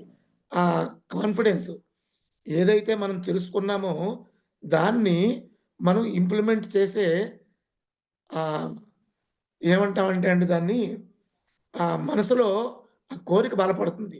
ఓహ్! ఇది నాకు ఉపయోగపడుతుంది. దీన్ని ఖచ్చితంగా నేను చెయ్యగలను, చెయ్యాలి అన్నది దృఢమైన సంకల్పం మనకు తోడవుతుంది ధ్యానం నుంచి. అలాగే 'పరంగిత ప్రజ్ఞ' అన్న పుస్తకం చదివానండి నేను. అది ఒక మనిషి సాధన చేయడానికి సాధనలో ఎంత విస్తృతంగా, ఎంత బలీయంగా ఉండాలి అన్నది తెలియజేస్తుందండి. నాకు అప్పటికి దాదాపుగా 15, 16 సంవత్సరాలు ధ్యాన మార్గంలో ఉన్నామండి. కానీ మెడిటేషన్ అంటూ చేస్తే ఒక 1 అవర్‌కి మించి నేను ఏ రోజు చేయలేదు. అంటే అంతకు మించి సరిపోయిందనిపించేది. అంతకు మించి చేయడం గురించి ఆలోచించేవాడిని కాదు. అలాగని నేను చెయ్యకపోవడం పట్ల మనసులో ఎక్కడా అసంతృప్తి లేదు. అయ్యో! గంటలు గంటలు ఒకాయన 7 రోజులు కూర్చున్నాడు. ఒకాయన 7 గంటలు కూర్చున్నాడు అన్నది లేదు. న నేను పొందిన దాని పట్ల నాకు సంతృప్తి ఉంది. అలాగని చెయ్యలేని దాని పట్ల ఓకే. దీన్ని నేను సాధించాలేమో ఎప్పటికైనా. ఎందుకంటే అది నాకు తెలుస్తుంది. సంసారంలో ఉన్నాం. అన్నీ ఉన్న పళంగా ఆయనలాగా అన్నీ విడిచిపెట్టలేము. ఇది తీసుకున్నాం గదా! ఈ జన్మలో. సో, దీన్ని ఎందుకంటే ఒకవేళ ఆయనలాగే అయిపోవాలంటే అంత అన్ని వేల పుస్తకాలు అంత ఎర్లీగా అంత త్యాగంతోని ఉద్యోగం వదిలేసి, కుటుంబాన్ని ప్రారంభంలో ఆయన విడిచిపెట్టేసి, అంత స్టెప్ తీసుకోవడం అనేది అది కూడా సంస్కారం మీద ఆయన చెప్పారండి. నాకు గత 3 జన్మలు నేను ధ్యానాన్నే బోధిస్తున్నాను. ఈ జన్మలో కూడా నేను ధ్యానాన్ని బోధించడానికే వచ్చాను. అని ఆయన చెప్పుకుంటూ వచ్చారండి. అవన్నీ తెలుస్తూనే ఉన్నాయి. అంటే ఒక మార్గం ఆయన చూపిస్తున్నారు. కానీ మనం మనకున్న మిడిమిడి జ్ఞానంతో పూర్తిగా దాన్ని ఆకళింపు చేసుకోలేక మనకు నచ్చినంత వరకు తీసుకుంటున్నాం. ఆ నచ్చినంత వరకు మనం ఆయన్ని అంగీకరిస్తున్నాం. అంతకు మించి గురువని నమ్మినా గాని అంగీకరించలేకపోతున్నామండి. కానీ మహానుభావుడికి ఎంత సహనం అంటే, ఎంత ప్రేమంటే, ఇన్ని సంవత్సరాలు మమ్మల్ని భరించారా అని అనిపిస్తుందండి. మేము ఎలాగ ఉన్నామన్నది కానివ్వండి. 25 సంవత్సరాలు ఆయన వెనకాతల తిరుగుతుంటే, ఇంకా వస్తున్నారు, ఇంకా ఏదో చెప్పాలి, ఇంకా తెలియచేయాలి అనే చూసారు తప్ప, ఏ రోజు కూడా "ఏమయ్యా! నువ్వెందుకు ఇంకా ఉన్నావు పో" అని చెప్పేసి ఒక్కనాడు ఒక్క మాటగా ఆయన చెప్పలేదండి. అంటే ఏదో చెయ్యాలి, ఆయన చూసాము, నేర్చుకున్నాం, ఆయన ఆనందంగా ఉన్నారు. మనం ఎందుకు మన జీవితంలోని దాన్ని పొందలేము అన్న ఆలోచన ఉంటుండేది. ఎన్ని చేసినా గానీ ఆయన చూపించిన మార్గాన్ని విడిచిపెట్టకుండా నడుస్తుంటే అసంకల్పితంగానే చాలా వాటికి మనం చేసుకుంటూ వెళ్ళామండి. అవకాశం ఉండినంతలో ప్రతి పిరమిడ్‌కి వాళ్ళకి అవసరమైందేదో చేయగలిగాం. బ్రహ్మర్షి పిరమిడ్ ధ్యాన మహాచక్రాలు నిర్వహించినప్పుడు ఏ రోజు అక్కడ ముఖ్యంగా విశాఖపట్నం ధ్యాన మహాచక్రం చేసినప్పుడు ముందు రోజు ఆహ్, 2010 డిసెంబర్ 28 అండి. వైజాగ్‌లో ఉన్నాము. ఆయన అక్కడ మా నాన్నగారు ఆళ్ళు వెళ్లారండి. అమరావతిలో మొట్టమొదటి ధ్యాన మహాచక్రం. అక్కడ అనౌన్స్ చేశారు. 3 రోజుల్లో మనం నెక్స్ట్ ధ్యాన మహాచక్రం విశాఖపట్నం ఇద్దామని అనుకున్నారండి. ఆ రోజు తెల్లవారు ధ్యానంలో కూర్చున్నప్పుడు 29 ఉదయం ధ్యాన మహాచక్రం విశాఖపట్నంకి ఇస్తానంటున్నారు. అప్పటి వరకు కార్యక్రమాలు ఏమైనా కలిపి అందరం చేస్తున్నామండి. దీన్ని ఒక అత్యంత అద్భుతమైన ఒక మోడల్ ధ్యాన మహాచక్రంలాగా ఒకవేళ విశాఖపట్నంకి ఇచ్చినట్లయితే నిర్వహించాలి అని ఒక సంకల్పం ధ్యానం అయిపోయిందండి. తర్వాత అనౌన్స్ చేశారు. సో, అక్కడి నుంచి ధ్యాన మహాచక్రం పనులు మొదలైనప్పుడు ఒకటే ఆలోచనండి. విశ్వం కోసం, విశ్వ కళ్యాణం కోసం గురువుగారు చెప్పారు. మనందరమే అందులో సమిధల్లాగా మన ప్రయాణాన్ని మనం సాగిస్తూ, నేర్చుకుంటూ ధ్యాన మహాచక్రం అన్నది ఒక అత్యంత వైభవోపేతమైన సంబరం అని చెప్పారండి ఆయన. అదొక ఉత్సవం. ధ్యాన మహాచక్రాలంటే ఏదైతే మనం తేదీ పెట్టుకున్నామో ఆ 11 రోజులు కాదు నాయనా, యజ్ఞం చేయడం ధ్యాన యజ్ఞం అనేవారండి. యజ్ఞం అంటే ఒక 2, 3 నెలల ముందు నుంచి మీరు ఆ కార్యక్రమం కోసం ప్రచారాలు కానివ్వండి, ఏర్పాట్లు కానివ్వండి, ఇదంతా యజ్ఞం. యజ్ఞ ఫలం అందరికీ పంచాలి.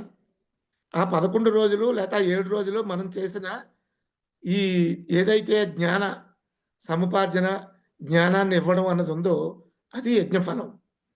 దాన్ని దేవతలకిస్తారు హవిస్సులు. ఈ వచ్చిన వాళ్ళందరూ దేవతలే. ఎవరైతే స్వీకరించారో ఆ జ్ఞానాన్ని వీళ్ళందరూ దేవతలే. యజ్ఞానికి అర్థం ఇది అని ఆయన ఆ 11 రోజులు యజ్ఞం అంటే ముందంతా చేసేది యజ్ఞం. ఇది కేవలం యజ్ఞ ఫలాన్ని ప్రతి ఒక్కళ్ళకి అందించడం. మనం ఆ పని చేస్తున్నాం. ప్రతి ఒక్కళ్ళమి ఇక్కడ యోగులమే. వచ్చిన వాళ్ళందరూ దేవతలే అని ప్రతి క్షణము చెప్పేవారండి ఆయన. ఎక్కడ అవకాశం కుదిరితే అక్కడ అంత విశిష్టంగా ఆ ధ్యానాన్ని, శాకాహారాన్ని తెలియచేస్తూ, అలాగే శాకాహారానికి సంబంధించినప్పుడు మీరు ధ్యాని అవ్వండి, మానేయండి. శాకాహారిగా మాత్రం ఉండండి. మీరు ధ్యాని అవ్వకపోతే అది మీకు నష్టం. మీరు శాకాహారం కాకపోతే అది ఎన్నో ఎన్నో మూగజీవాలకి నష్టం. అది మీ కుటుంబానికి కూడా అది చుట్టుకుంటుంది. ఎందుకంటే మీరిచ్చే ఏదైతే మీరు పెడుతున్నారో అది తర్వాత మనం చదివామండి. ఒక మాంసాహారం అంటే ఎంతమంది దానికి బాధ్యులవుతారు అన్నది. సో, ఈ రకంగా అవకాశమున్న ప్రతి వేదిక మీద ఆ మహానుభావుడు ఎన్నో రకాలుగా దీన్ని తెలియచేస్తున్నప్పుడు, ఈ ధ్యాన మహాచక్రాలు అయిన తర్వాత మా ఫ్యామిలీ నుంచి ఏదైనా కంట్రిబ్యూషన్ ఉండాలి. ఒక ఐకానిక్‌గా ఇంతవరకు ఎన్నెన్నో పిరమిడ్‌లకి మనం చేసుకుంటూ వచ్చాము. మనకున్నే స్థలంలో విశాఖపట్నంలో చెప్పుకోదగ్గ ఒక ఆశ్రయం లేదు. ఎందుకు ఆశ్రయం లేదు? నేను హైదరాబాద్ కానివ్వండి, విజయవాడ కానివ్వండి, నాకు తిరగటం ఇష్టమండి బయట ఎక్కడికైనా గాని. ఎప్పుడూ కార్ డ్రైవింగ్ అంటే ఇష్టం. ఎక్కడికైనా గాని కారు మీద వెళ్ళిపోవాలని ఆలోచిస్తుంటాను. సో, వెళ్ళేటప్పుడు వైజాగ్ నుంచి బయలుదేరి బెంగుళూరెళ్తే దాదాపుగా ప్రతి గ్రామంలోనూ, ప్రతి మండలం కానివ్వండి, ప్రతి మేజర్ ఊర్లోనూ మన మెడిటేటర్స్ ఉన్నారండి. ఎక్కడ కావాలన్నా గాని ఎన్నో పిరమిడ్ల దగ్గర ఆగుతూ వెళ్ళేవాడిని. సో, ఎంత ఆత్మీయంగా అందరూ రిసీవ్ చేసుకోవడం కానివ్వండి, సజ్జన సాంగత్యం వాళ్ళ అనుభవాలు కానివ్వండి, అది చాలా చాలా బాగుండేది. నచ్చేది. ఇటువంటిది ఎందుకు మనం వైజాగ్‌లో ఏర్పాటు చేయలేకపోతున్నాం? ఇంతమంది ఉన్నాం కదా! పిరమిడ్ కోసం ట్రై చేసాం. అది ఎప్పుడో సాకారం అవుతుంది. అప్పటికి ఏదన్నా చెయ్యాలి అని ఆలోచించి, మా కుటుంబం అలా ఒక నిర్ణయం తీసుకొని, ఖచ్చితంగా మనం ఈ పిరమిడ్ అన్నది ఏదైనా ఒకటి మనం ఏర్పాటు చేయాలి అని ఆలోచించి, విశాఖపట్నంలో మాకున్న స్థలంలో ఒక 1000 గజాలు దానికి కేటాయించి, గురువుగారితో 2020 ఈ మహాకరుణ ప్రకృతి వ్యాలీలో మహాకరుణ ధ్యాన మహాయజ్ఞం అయిందండి. అది అయిన తర్వాత ఆయన్ని తీసుకురావడం, ఈ స్థలాన్ని బ్రహ్మర్షి పిరమిడ్ ఏదైతే ఇప్పుడు సుజాత నగర్ పాపేరాజపాలెంలో ఉందో దానికి చూపించడం. వెంటనే ఆయన మొట్టమొదట ఒకటే చెప్పారండి. షిరిడి సాయిబాబా సంస్థానం ఎలాగైతే భక్తులతో నిత్యం అలరాలుతుందో, ఆ రకంగా ఇక్కడ మనకి ధ్యానం అన్నది ప్రపంచానికి అందిస్తారు విశాఖపట్నం నుంచి నాయన. ఇది అంత గొప్పగా ప్రఖ్యాతి చెందుతుంది అని చెప్పి శంకుస్థాపన చేశారండి. ఆ వెంటనే 2020 జనవరిలో ఫిబ్రవరి ఆయన చేసిన తర్వాత మేము నలుగురు బ్రదర్సు, ఇద్దరు సిస్టర్సు, మదరు, ఫాదరునండి. ఒక నిర్ణయం తీసుకొని పిరమిడ్ నిర్మాణం పూర్తిగా మనం సొంతంగా చేసేద్దాము అని నిర్ణయించుకొని ఆ పిరమిడ్‌ని 2021 అక్టోబర్ 13న పూజ్య గురువుగారు చేతుల మీదుగా దాన్ని ఇనాగరేట్ చేసుకోవడం జరిగిందండి. ఆ పిరమిడ్ 29/29 సైజ్ అండి పిరమిడ్. ఇన్‌సైడ్ ఏమో 27/27 దాదాపుగా 100 మంది కంఫర్టబుల్‌గా కూర్చుంటారు. అలాగే కింగ్స్ ఛాంబర్ నిర్మాణం కూడా ఉందండి. 20 మంది కూర్చోవచ్చు. అదయిన తర్వాత పక్కనే సప్తఋషి సదనం అని చెప్పేసి మరొక నిర్మాణాన్ని పూర్తి చేశామండి. లైబ్రరీ, డార్మెటరీ, ఒక గెస్ట్ రూములు 2, ఒక 150 మందికి క్లాస్ చెప్పగలిగే హాలు, అలాగే నిత్య అన్నదానం. సో, పత్రిజీ అన్నప్రసాదం అనేది పెట్టి నిత్య అన్నదానంతోని ఈవేళ గత 2 సంవత్సరాలుగా పూర్తి స్థాయిలో ధ్యాన కార్యక్రమాలు తెల్లవారి 5:30 నుంచి రాత్రి 8 గంటల వరకు మెడిటేషన్‌కి అలౌ చేస్తూ రెగ్యులర్‌గా ప్రతి లక్షవారం, ఆదివారం ఈ క్లాసెస్ అందరికీ తెలియచేస్తూ, అలాగే వర్క్‌షాప్స్ కొన్ని రెగ్యులర్‌గా కండక్ట్ చేస్తున్నామండి. కండక్ట్ చేస్తూ సాధ్యమైనంత వరకు అందరికీ ఈ ధ్యానాన్ని అందించడానికి మాక్సిమము మా వంతు ప్రయత్నం మేము చేస్తున్నామండి. గత 2 సంవత్సరాలుగా వందలాది కుటుంబాలు బ్రహ్మర్షి పిరమిడ్ నుంచి ధ్యానం నేర్చుకొని, వాళ్ళు జ్ఞానాన్ని పొంది ఎన్నో అనారోగ్యాలు కానివ్వండి, వాళ్ళ సామాజికమైన ఆర్థిక సమస్యలు కానివ్వండి, రిలేషన్‌షిప్స్‌లో కానివ్వండి, ఈట్లన్నిట్లి నుంచి ఎంతో బెనిఫిట్స్‌ని పొంది, వాళ్ళు ఇప్పుడొచ్చి, "అయ్యా! మేము మీ దగ్గర ధ్యానంకొచ్చిన తర్వాత మా జీవితాల్లో ఇంత గొప్ప మార్పు కనిపించిందండి" అని వాళ్ళు చెప్తుంటే, ఆ హ్యాపీనెస్‌కి ఏదైనా గాని కృతజ్ఞత ఆ మహానుభావుడికి ఎంత చెప్పుకున్నా గాని తక్కువేనండి. ఎందుకంటే, కారణరహితమైన ఆనందాన్ని ప్రతి మనిషి పొందడానికి అర్హుడే అన్నది ఆయన తను స్వయంగా ఆచరించి ఎన్నో లక్షల మందితోని ఆచరింప చేస్తూ ఆ మార్గాన్ని ప్రతి ఒక్కళ్ళకి తెలియచేసి ఆయన భౌతికంగా లేకపోయినా ప్రతి క్షణం ఆయనిచ్చిన జ్ఞానంలో కానివ్వండి, ఆయనిచ్చిన ఈ మన తెలుసుకున్న మనం గ్రహించిన జ్ఞానంలో కానివ్వండి, ప్రతి క్షణం ఆయన మన వెన్నంటే ఉంటూ నడుపుతూనే ఉన్నారండి. ఎందుకంటే ఎన్నో లక్షల కుటుంబాలు ఈవేళ ధ్యాన మహాచక్రంలో అందరూ కలిసి దేదీప్యమానంగా అక్కడికి చేరిన వాళ్ళు ఏ ఒక్కళ్ళు కూడా ఏ కోసాన కూడా కష్టము, బాధ అన్నది లేకుండా తిరుగుతున్నప్పుడు నేను 25 సంవత్సరాల నా ఆధ్యాత్మిక ప్రయాణంలో మొట్టమొదటి 2 రోజులు మాత్రమే 2 సంవత్సరాలండి. అప్పుడు కర్నూలులో ధ్యానయజ్ఞం జరిగేది. 3 రోజులు జరిగేది. 3 రోజులు జరిగితే చివరి అంటే 29, 30, 31 మేము 29, 30కెళ్ళేవాళ్ళం. తర్వాత అది 7 రోజులు చేశారండి. చివరి 5 రోజులకు ఉండేవాళ్ళం. తర్వాత అది 10 రోజులు చేశారు. 11 రోజులు చేశారండి. 3 రోజులకు మించి ఉండేవాళ్ళం కాదు. మొట్టమొదటిసారి మొన్న కట్టాల్లో 18న వెళ్ళి 31 వరకు ఉండి, ఆ కార్యక్రమాలు అవి ఎంతో హాయిగా అంటే లాస్ట్ ఇయరే నిర్ణయించుకున్నానండి. వచ్చే సంవత్సరం 11 రోజులు ఉండాలి అని నా వరకు నేను. ఎన్ని పనులున్నా అక్కడ ఉండేటట్టుగా ఉండాలి.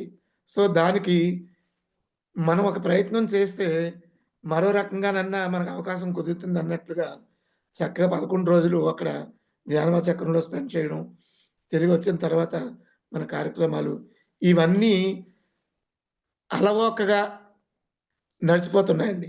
అంటే ఇక్కడ ధ్యానం చేస్తే సమస్యలు లేవా అంటే, సమస్యలుగా దేన్ని మనం చూడమండి అసలు. అది సమస్యగా భావించమది. అదొక సంభవంగా భావిస్తుంటాం. అంటే జరుగుతున్న దాన్ని గమనించడంలోకి మనం మారిపోతామండి. జరుగుతున్న దాంట్లో ఒక భాగంగా మారిపోతాం. మనం చేస్తున్నాము, నేను చేస్తున్నాను అన్న దాని నుంచి ఎప్పుడైతే జరుగుతున్న దాన్ని అంగీకరించడంలోకొచ్చేస్తామో, ఆ మనిషికి ఏ గివెన్ సెకండ్ కూడా దుఃఖం అన్నది ఉండదండి. ఎందుకంటే ఆ పరిస్థితిని అంగీకరించడం అనేది ఆ టెక్నిక్ తెలుసుకున్నాం. అంగీకరించే విషయాన్ని మనం తెలుసుకుంటామండి. ఈ అంగీకరించడం అంటే అర్థం నిర్ణయం చేయకుండా మన లోపల ఏ రకమైన సందేహం లేకుండా ఉన్నది ఉన్నట్టుగా దాన్ని యాక్సెప్ట్ చేయడమండి. ఎప్పుడైతే అది మనం యాక్సెప్ట్ చేసామో, ఆ విషయం పట్ల మనకి ఘర్షణ వాతావరణం ఉండదు. అది మనకి నచ్చినట్టుగా ఉన్నా, నచ్చనట్టుగా ఉన్నా ఒక అంగీకారం మనకుంటుంది. ఒక జ్ఞానం మనకుంటుంది. ఓకే. ఈ ప్రవర్తన ఈ మనిషి నుంచి వచ్చింది అంటే, వాళ్ళకున్న జ్ఞాన పరిధిలో వాళ్ళ ఆలోచన విధానం ప్రకారం ఆ మాటొచ్చింది. లేదంటే ఆ చర్య అది జరిగింది. మనం దానికి ఏ విధంగా ప్రతిస్పందించాలి అన్న ఆలోచన వస్తుంది తప్ప, రియాక్ట్ అవ్వడం అన్నది మనకు తగ్గిపోతుందండి. రాను రాను రియాక్షను అన్నది ఒక చర్యకి ప్రతిచర్య రియాక్షన్ అవుతుంది. ప్రతిస్పందన మనం స్పందించడం అవుతుంది. ప్రతిస్పందన కాకుండా సహజమైన స్పందన మాత్రమే మనం కలిగి ఉంటామండి. స్పందించే మనిషి ఎప్పుడూ ఆనందంగా ఉంటాడండి. దేనికైనా గాని స్పందించే మనిషి ఎప్పుడూ ఆనందంగా ఉంటాడు. రియాక్ట్ అయ్యే మనిషి ఖచ్చితంగా కొంత ఒత్తిడితో ఉంటాడు. ఎందుకంటే ఒక ఎదుటి వాళ్ళు తిట్టారు. మనము వాడి పట్ల ఒక కోపం పెంచుకోవడమో, రియాక్ట్ అవ్వడం వేరండి. ఓకే. ఆ మనిషి తిట్టాడు. నేను ఏం మార్చుకోవాలి? లేదు అది దాన్ని నేను ఎంతవరకు తీసుకోగలను? అన్నవి ఎన్నో ఎన్నో పుస్తకాల్లో మనకున్నాయండి. ఉదాహరణకి టోల్‌టెక్ 4 ఒప్పందాలు. నాకు బ్లడ్ ప్రెషర్ ఉండేదండి. ఓకే. నేను 96లో ధ్యానంలోకొచ్చాను. 2006 వరకు కూడా నేను బ్లడ్ ప్రెషర్‌తో ఇబ్బంది పడ్డాను. కానీ టోల్‌టెక్ 4 ఒప్పందాల్లో మొట్టమొదటి ఒప్పందం దేనిని వ్యక్తిగతంగా తీసుకోవద్దు. అది ఒక్కటి చదివి 10 రోజుల్లో నేను ఇంప్లిమెంట్ చేశానండి. 10 రోజులు గట్టిగా పెట్టుకున్నాను నేను. అప్పుడు ఒక తమాషా జరిగిందండి నాకు. గురువుగారు ఇంటికొచ్చారు. మా ఇంట్లో ఉన్నారు. 4 రోజులున్నారు. అదే ఫస్ట్ టైమ్ అండి 4 రోజులుండడం. అయితే మధ్యలో ఒకరోజు భీమవరం వెళ్లారు ఆయన. మధ్యలో క్లాస్‌కి. అప్పటికి నాకు తెలియకుండా మనసులో ఒక భయం ఉండిందండి. నేను మా క్రషర్‌కి అనకాపల్లి నుంచి వెళ్ళొస్తుండేవాడిని. బైక్ మీద వెళ్ళొస్తుండేవాడిని. కారు కూడా ఉండేది. కారు నాన్నగారు ఎక్కువగా ధ్యాన ప్రచారానికి పట్టుకుపోయేవారు. సో, నేను బండి మీద వెళ్ళొస్తుండేవాడిని. పిల్లలు చిన్నపిల్లలు ముగ్గురు అమ్మాయిలు. ఎక్కడో తెలియని ఒక భయం నాకు ప్రవేశించింది. హైవే అది. అనకాపల్లి వెళ్లి రావడానికి హైవే ఒకటే మార్గం. ఇలా పెందుర్తి నుంచి వెళ్ళొచ్చేవాడినండి. అంతా నిర్మానుష్యంగా ఉంటది. హెవీ లారీలు పెద్ద లారీలన్నీ తిరుగుతాయి. హెవీ లారీలు. ఒకటే భయం.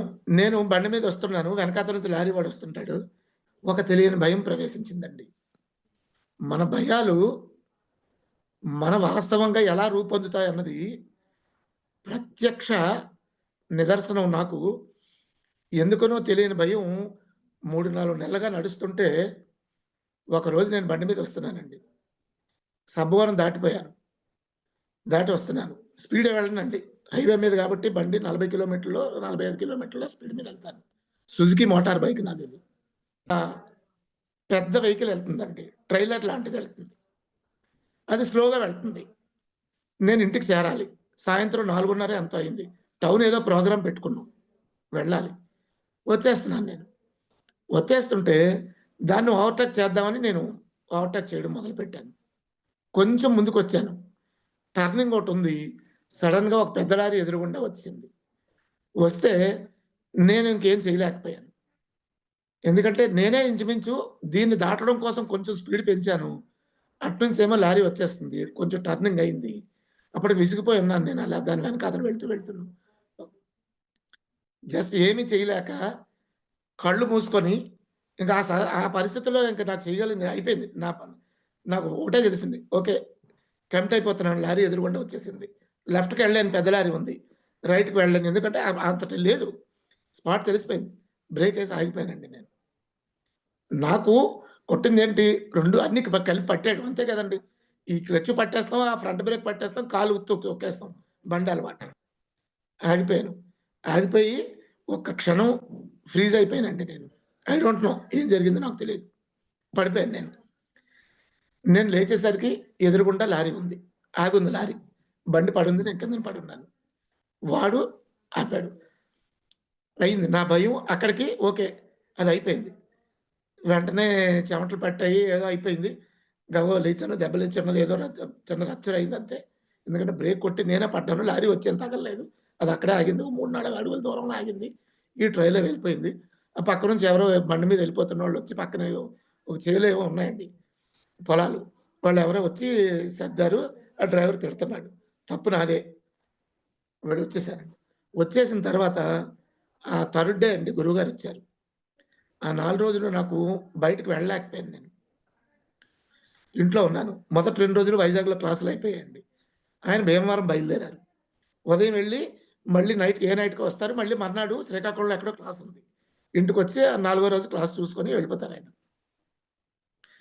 నేను విపరీతమైన భయంలో ఉన్నాను. బయటకొచ్చాం. ఆయన ఎళ్తుంటే తెల్లారి సెండ్ ఆఫ్ ఇవ్వడానికి 6:30కి బయటకొచ్చాం. మా మదరు, ఫాదరు, నేను అంతాను. ఆయన ఉన్నారండి. ఆహ్, మా మదర్ అడిగారు, "సార్ ఎప్పుడొస్తారు మళ్ళీ" అనంటే ఆయన మా అమ్మగారు అడిగారు. నా వైపు చూసారు. తీక్షణంగా చూసి, "ఏమో బ్రతుకుంటే రేపు ఉదయానికి ఉంటానిక్కడ. లేకపోతే ఇదే మీకు బాయ్ బాయ్ టాటా" అనన్నారండి. నాకు ఒక్క క్షణం కొరడాతో కొట్టినట్టు అనిపించిందండి. ఎందుకంటే నేను భయపడుతున్నాను.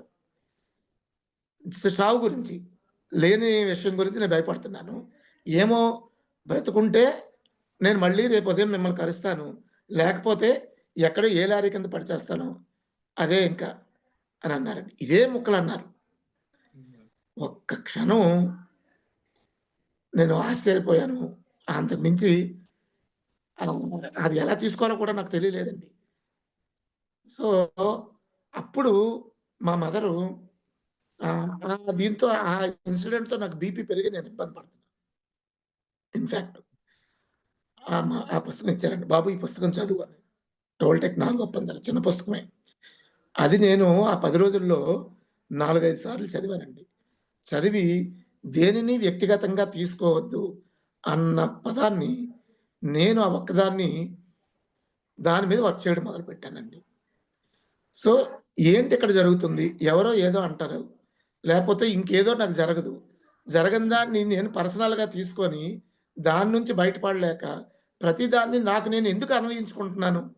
వ్యక్తిగతంగా తీసుకోవడం అంటే ఎవరో ఏదో జరిగిన దాన్ని ఒక న్యూస్ చదివి అక్కడ ఏదో జరిగితే అమ్మో! అది నాకు జరుగుతుందేమోనని ఎందుకు నేను వ్యక్తిగతంగా దేన్నన్నా తీసుకోవాలి?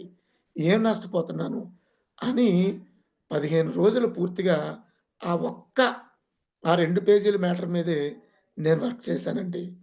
దాదాపుగా అత్యంత ఒత్తిడి లేదా వర్క్ స్ట్రెయిన్ అయ్యో నేను 1, 2 సార్లు బీపీతో ఇబ్బంది పడ్డానేమో కానియండి.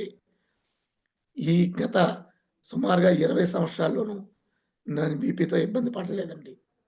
అంత ఎత్తు ఒకటైతే 2016లో 17లో 2017 నుంచి నా జీవితంలో దుఃఖం అన్నది నాకు లేకుండా పోయిందండి.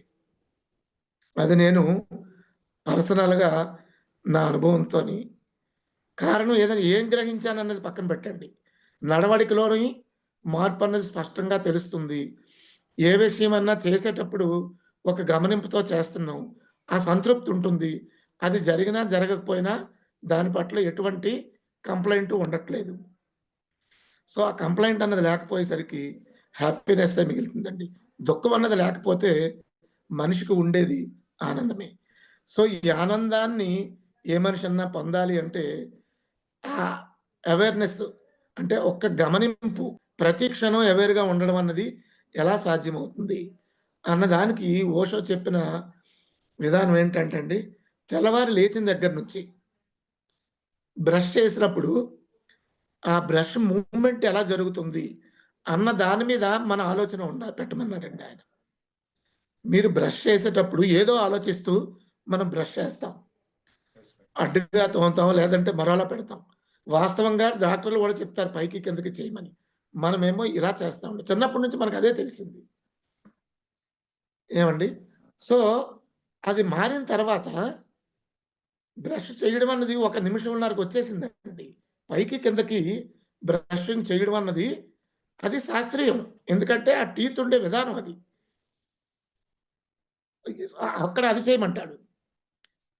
స్నానం చేసేటప్పుడు ఒంటి మీద నీళ్లు పడుతుంటే ఆ స్పర్శ తెలియాలి మనకి. స్నానం చేసేటప్పుడు. ఒళ్ళు రుద్దుకుంటుంటే ఆ స్పర్శ తెలియాలి. అది మనం గమనిస్తూ చేయడం అని చెప్తాడండి ఆయన. అలాగే భోజనం చేసేటప్పుడు రెండో ఆలోచన ఉండకుండా ఆ తింటున్న ముద్ద మనం పట్టుకునేటప్పుడు ఆ స్పర్శ చేతికి తెలియాలి. నోట్లో పెట్టుకునేటప్పుడు నాలుకకి తెలియాలి. సో, ఇది ఈ ఈ గమనింపుని ఇలాగ అలవాటు చేయమని చెప్పాడండి ఆయన. మీరు చేస్తున్న ప్రతి చిన్నది ఇవన్నీ మనకు అలవాటుగా జరిగిపోతాయండి. భోజనం చేయడం కావచ్చు, ఏదైనా మనం అలవాటుగా చేసేసుకున్నాం. అలవాటుగా చేసింది ఏదైనా ఒకే మోసలో వెళ్ళిపోతదండి. అది మనకి సంతృప్తినివ్వదు. జరిగిపోతుంటదంతే. కొంత సౌఖ్యాన్నివ్వచ్చు. కానీ అందుకనే మనం కొత్తదనం కోసం వెతుకుతూ ఉంటామండి ఎప్పుడు. ఏదైనా కొత్తదుంది అంటే ఆసక్తిగా ఉంటాం కొత్తదాని పట్ల. ఎందుకని కొత్తదాన్ని తెలుసుకుంటే ఒక అహం సంతృప్తి చెందుతుంది మనకు ఫస్ట్ ఆఫ్ ఆల్. తృప్తొస్తుందండి. అందుకని ఆయన ఏం చెప్తారు? కర్మలు చెయ్యండి. ఖాళీగా ఉండకండి. ఏదో ఒకటి చెయ్యండి. ఎప్పుడు ఎక్కువగా కర్మలు చేస్తున్నట్లయితే అసంఖ్యాకమైన కర్మలు ఎప్పుడైతే ఒక మనిషి చేస్తాడో అందులో సక్సెస్ ఉంటాయండి. ఫెయిల్యూర్‌లు ఉంటాయి. ధ్యాన మార్గంలో ఉండి కర్మలు చేయడం ద్వారా ఎక్కువ భాగం సంతృప్తికరంగా ఉంటాయండి. సక్సెస్ అవుతాయి. ఎందుకంటే ఆ థియరీ శాస్త్రీయంగానే నిరూపణ. ధ్యానం చేసేటప్పుడు మనం ఆలోచన లేకుండా ఉంటాము. కాస్మిక్ ఎనర్జీని పొందుతాము. ఆ ఎనర్జీతోనే శరీరం అంతా ప్రక్షాళన అవుతుంది. నాడీ మండల శుద్ధి జరుగుతుంది. శరీరం ఆరోగ్యంగా ఉన్నప్పుడు మనసు ఆరోగ్యంగా ఉంటుంది. ఆలోచన రహితంగా ఉండి మనం పనిచేయడం మొదలుపెట్టినప్పుడు విశ్వశక్తితోని మనకున్న శక్తికి విశ్వశక్తి తోడవుతుంది. అలాగే మనం చేయాలనుకున్న విషయాలు విశ్వంలో ఎంతో మంది తాలూకా ఆలోచనలతో కలిసి ఒక చక్కటి కార్యం రూపొందడానికి త్వరగా అది మనకి సంభవంలోకి వస్తుందండి. ఇది థియరీ. ఏదైతే మనం ఆలోచిస్తామో, మన ఆలోచనలు ఎంత బలంగా మనం పంపిస్తే, అవి విశ్వంలోకి ఒక పౌనఃపున్యంతో వెళ్తాయి. అటువంటి ఆలోచనలు చేసినవి అన్నీ కలుస్తాయి. ఒకే ఫ్రీక్వెన్సీలో ఉన్నవి కలుస్తాయి. కలిసి అవి భౌతికంగా పనవ్వడం అన్నది మనం మనం నేర్చుకున్నామండి. అదే మనకి గురువుగారు చెప్పనివ్వండి, మన పాఠాల్లో కానివ్వండి, మనం దీన్నే నేర్చుకున్నాం. కాస్మిక్ ఎనర్జీని రూపాంతరం చెంది శక్తిగా మారుతుంది. ఆ శక్తి భౌతికంగా మనకు జరుగుతుంది. అయితే మనం ఎంత బలంగా దాన్ని కోరుకున్నాము అన్న దాని మీద ఆధారపడి అంత తొందరగా అది మనకు సంభవిస్తుంది. సో, ఇక్కడేంటంటే ఈ గమనించడం అన్నది కూడా పూర్తిగా మర్చిపోతుంటాం. రాయడానికి ఓ పక్కన పట్టుకుంటాం. పెన్ను పట్టుకుంటాం. ఏం రాయాలి అన్నది ఏదో తెలియకుండా రాసుకెళ్ళిపోకుండా. ఓకే. ఇక్కడ మనం ఈ విషయం గురించిన ఆలోచిస్తున్నాం కాబట్టి, ఒక పని ఉంది అంటే ఇప్పుడు నేను ఒకటే చేశానండి. ఒక మ్యాగజైన్‌ని మొదటి నుంచి చివరి వరకు అందరితో చదివించడం ఎలాగా అని నేను ఆలోచించి చేసింది నా వ్యాపారంలో నా స్టోన్ క్రషర్ బిజినెస్‌లోకి నేను నా బాధ్యతగా ఎక్కువగా తీసుకున్నప్పుడు ఒక 4 నెలలు చేసేసరికి నాకు ఆ స్టోన్ క్రషర్ వ్యాపారం తాలూకా ఎలాగ దాన్ని అర్థం చేసుకోవాలి అన్నది నాకు ఇది నాకక్కడ ఉపయోగపడిందండి. ఈ మ్యాగజైన్‌ని అందరికీ ఆమోదయోగ్యంగా ఉండాలి అన్న ప్రాక్టీసు నా వ్యాపారంలో నాకు ఉపయోగపడిందండి. కంప్యూటర్ ట్రైనింగ్ సెంటర్‌లు పెట్టి 2 సంవత్సరాల్లో రూ. 20,00,000 నష్టం వచ్చిందని ఇంట్లో వాళ్ళు చెప్తున్నారు. అది ఒక ప్రయోగం అయిందని నేను అప్పటికే భావించాను. ఎందుకంటే అప్పటికి నాకు కొంత ఆధ్యాత్మికత తలకెక్కిందండి. అది నష్టంగా భావించలేదు నేను. ఎందుకంటే అప్పుడు ఏదైనా ఎక్స్‌పీరియన్స్‌గా తీసుకునేవాడిని. ఓకే. ఎందుకంటే నాకు మొదటి నుంచి డబ్బు పట్ల డబ్బుని జీవితంలో ఒక సాధనంగానే చూశానండి నేను. దాన్ని ఆహ్, దాని చేతిలో నేనుండాలి అని ఎందుకో నాకు అనిపించలేదు. నా చిన్నప్పుడే మా అమ్మ అడిగింది. "బాబు నువ్వేమవుతావు? నువ్వేమవుతావు? నువ్వేమవుతావు?" అంటే ఒక్కొక్కళ్ళు ఒక్కటి చెప్తున్నారు. "నీ సంగతేంట్రా?" అని అడిగింది. నాకు బాగా గుర్తండి. నేను ఒకటే చెప్పాను. "నా ఖర్చులకు సరిపడా నేను సంపాదించుకుంటానమ్మా" అని అన్నాను నేను. ఎందుకని అప్పుడు మా నాన్నగారు జీతం తక్కువ. మేము చిన్నపిల్లలమండి. రూ. 400 ఆయన జీతం 76లో. సో, రూ. 400 జీతంతోని కుటుంబం నడుస్తుండేది. ఒక ఫ్లోర్ మిల్ ఉండేది. రోజు మనందరికీ చూసి అమ్మ ఉదయం వెళ్లి సాయంత్రానికి మళ్ళీ వచ్చి మా వంట వంట చేస్తూ ఇలా ఉండేదండి. ప్రతి చిన్న విషయాన్ని గమనిస్తూ నేను చేయగలిగిన సాయం నా చిన్నప్పటి నుంచి చేస్తుండేవాడిని. మా నానమ్మకు నేను పురాణాలు చదివి వినిపిస్తుండేవాడిని. అన్ని రకాల పురాణాలు చదివేవాడినండి. భగవద్గీత అలాగా ఆహ్, సంగీతం అంటే చెవి కోసుకునేవాడిని. ఎన్ని వేల సార్లు విన్నానో భగవద్గీత. కొన్ని శ్లోకాలు ఆ చిన్నప్పుడు విన్నవి ఇప్పటికీ నాకు అలా నడుస్తూనే ఉంటాయి. భగవద్గీత శ్లోకాలు జీర్ణమైపోయాయండి. ఆ రకంగా అది నా అదృష్టమే కావచ్చు. చిన్నప్పటి నుంచే కొంత ఈ టచ్ ఉండడం మూలాన ఆ గమనింపనేది కొంచెం చురుగ్గానే నేను అడాప్ట్ చేసుకోగలిగానండి. నా కార్ డ్రైవింగు 2 గంటల్లో నేర్చుకున్నాను. ఈత నేర్చుకోవడం నేను నూతిలో నేర్చుకున్నానంటే అరగంటలో నేర్చుకున్నాను. సాయంత్రం 4 గంటలకి డైరెక్ట్‌గా నూతి దగ్గరికెళ్ళి మెట్టు పట్టుకొని దిగి 4:30కి మీద నుంచి గెంతి బయటికి రావడం నేర్చుకున్నానండి. అది నాకు బై గాడ్ గ్రేస్ కావచ్చు. నాకు కొంచెం అది అందుకనే నా ప్రయాణం చాలా వరకు ఈ ఆధ్యాత్మికంగా చాలా సరళంగా గడిచిపోయిందనే చెప్పాలండి. నాకొక్కటే ఉండేది. గురువుగారి చేతుల్లోంచి ఎప్పుడు కొడతారా అని భయం ఉండేదండి. ఒకరోజు మా ఇంట్లో అది కూడా తీర్చేసారాయన. గురు బ్రహ్మ, గురు విష్ణు, గురుదేవో మహేశ్వరః శ్లోకం చెప్తూ ఆయన ఒక సందర్భంలో అప్పటికి నాకది నడుస్తుంది. ఈయనకి దగ్గరలో ఎందుకంటే చూస్తున్నాను. నా భయం అది. చాచిపెట్టి కొట్టారు. కొట్టి ఒక గురువుని దానికి ఏదో సందర్భంలో చెప్పారండి. ఆయన చేతిలో ఆయన కత్తికి 2 పక్కల పదునే. ఎటైనా గాని ఆయన ఒకలాగే వాడతారు దాన్ని. నేను ఆయన దగ్గర చూసి నేర్చుకున్నది ఒక విషయం ఉందండి. ఇది చెప్పాలి కూడా. కనీసం 3, 4 సార్లొచ్చేవారు. ఎవరికొచ్చినా మా ఇంటికొచ్చి ఖచ్చితంగా ఉ వె ఉండి ఒక రాత్రి ఉండి వెళ్ళేవారండి. సో, ఒక డిసెంబర్‌లో 2008, 9లోనండి. డిసెంబర్‌లో వచ్చారండి మా ఇంటికొచ్చి, వచ్చినప్పుడల్లా వంట చేస్తుంటారు. కిచెన్‌లోనేమో కట్ చేస్తున్నారు. మాట్లాడుతున్నారు. ఎవరు మాట్లాడుతున్నారు? నేను వెనక్కున్నాను. మా బావమరిది అడ్వొకేట్ అండి. వాడు కాస్త తింటుంటాడు. వాదిస్తూనే ఉన్నాడు. గురువుగారంటే భగవంతుడు. అంటే ఆ గౌరవం ఉంది. ఎందుకంటే అనంతమైన జ్ఞానంతోని పూర్తిగా సేవా నిరతితో ఆయనకి ఏం పట్టిందండి బాధ? బస్సు మీద ప్రయాణం చేసి వైజాగ్ వచ్చేవారు 2 నెలలకొకసారి. ఒకళ్ళు ఇద్దరిని గూడా కలిసేవారు. 10 మందుంటే 10 మందికే ధ్యానం చెప్పేవారు. ఓపికగా చెప్పిందే అలా చెప్పుకుంటూ వచ్చేవారు. అంత చూసిన తర్వాత సరెండర్ అయిపోయాం వాళ్ళకి ఆయనకి. ఏ విషయంలో కూడా. సో, ప్రతి క్షణం మన మంచి గురించే చెప్తున్నారు కదా! అన్న ఆలోచన ఉండేది. సో, ఆ భక్తితోని ఈయన భగవంతుడితోనే సమానం. ఎంతో అదృష్టం చేసుకుంటే తప్ప ఒక భగవంతుడితో సమకాలీనులుగా మనం పుట్టలేము అన్న ఆలోచన ఉండేది. దాంతో అడ్మైరింగ్‌గా చూసేవాడిని నేను. ఈయనకి అసాధ్యమైనది ఏది లేదు. ఎందుకంటే ఆయన చేష్టలు అలా ఉండేవి. ఏదైనా మనం అనుకుంటే అది దాన్ని ఆయన నిరూపించేవారు దాన్ని. మనసులో అనుకుంటే అది నిరూపణ అయ్యేదండి అక్కడ. ఆయన సమక్షంలో. ఎన్ నంబర్ ఉన్నాయి. ఆ మహిమలు నేను మహిమలే అంటానవి. ఎందుకంటే ఎదురుగుండా చూసాను కాబట్టి తర్వాత ఎప్పుడైనా చెప్పుకుందామండి. కొన్ని సరదాగా ఉంటాయి. కొన్ని చాలా ఆశ్చర్యకరంగా ఉంటాయి. సో, ఆ శక్తిమంతుడన్నది తెలుస్తూనే ఉంది. దాన్ని ఆయన ప్రత్యక్షంగా చూపించకపోవడము తెలుస్తూనే ఉంది. అక్కడేమైంది ఆయన కట్ చేస్తున్నారు బెండకాయలు. నేను పక్కనుండి చూస్తున్నాను. వాటర్ ఏదో కావాలన్నారు. నాకు కిచెన్‌లో వంట ఇష్టమండి. నేను డిప్లొమా చదువుకునేటప్పుడు నేర్చుకున్నాను. అసిస్టెంట్‌గా పనిచేశాను. ఒక సీనియర్ స్టూడెంట్ దగ్గర వంట నేర్చుకున్నాను నేను. ఒకసారి నేర్చుకున్న తర్వాత ఇంకొకరి చేతి వంట నాకు నచ్చట్లేదు. ఇంట్లో వండుకోవడం మొదలుపెట్టాను. వాళ్ళు వదిలేసారు ఇంట్లోని. ఎప్పుడైతే నేను వండడం మొదలుపెట్టానో. సో, పిల్లలు ఉన్నారు కాబట్టి వాళ్ళకి ఇష్టమైంది. నేనే కాస్త మాక్సిమం చేసుకుంటుంటానండి. సో, రకరకాల రుచులు నాలుక జెవ జెవక రుచి. చిన్నప్పటి నుంచి నాకు కాస్త తిండి ధ్యాస ఎక్కువ. అందుకని ఇంట్లో ఐదుగురి కన్నా నాకు కాస్త విడిగా ఉండేది. ఎందుకంటే నా దృష్టి అలా ఉండేది. తిండి మీద ఎక్కువగా ఉండేది. ఎంజాయ్‌మెంట్ పట్ల నా దృష్టి ఎక్కువండి. చిన్నప్పటి నుంచే నాకు చదువు తక్కువ. నేను డిప్లొమాతో ఆపేసాను. డిగ్రీ చదవాలన్నా కుదరలేదు నాకు. వ్యాపారంలోకి దిగిపోయానండి అన్నయ్యతో పాటు. తమ్ముళ్ళు చదవడం కోసం ఓకే.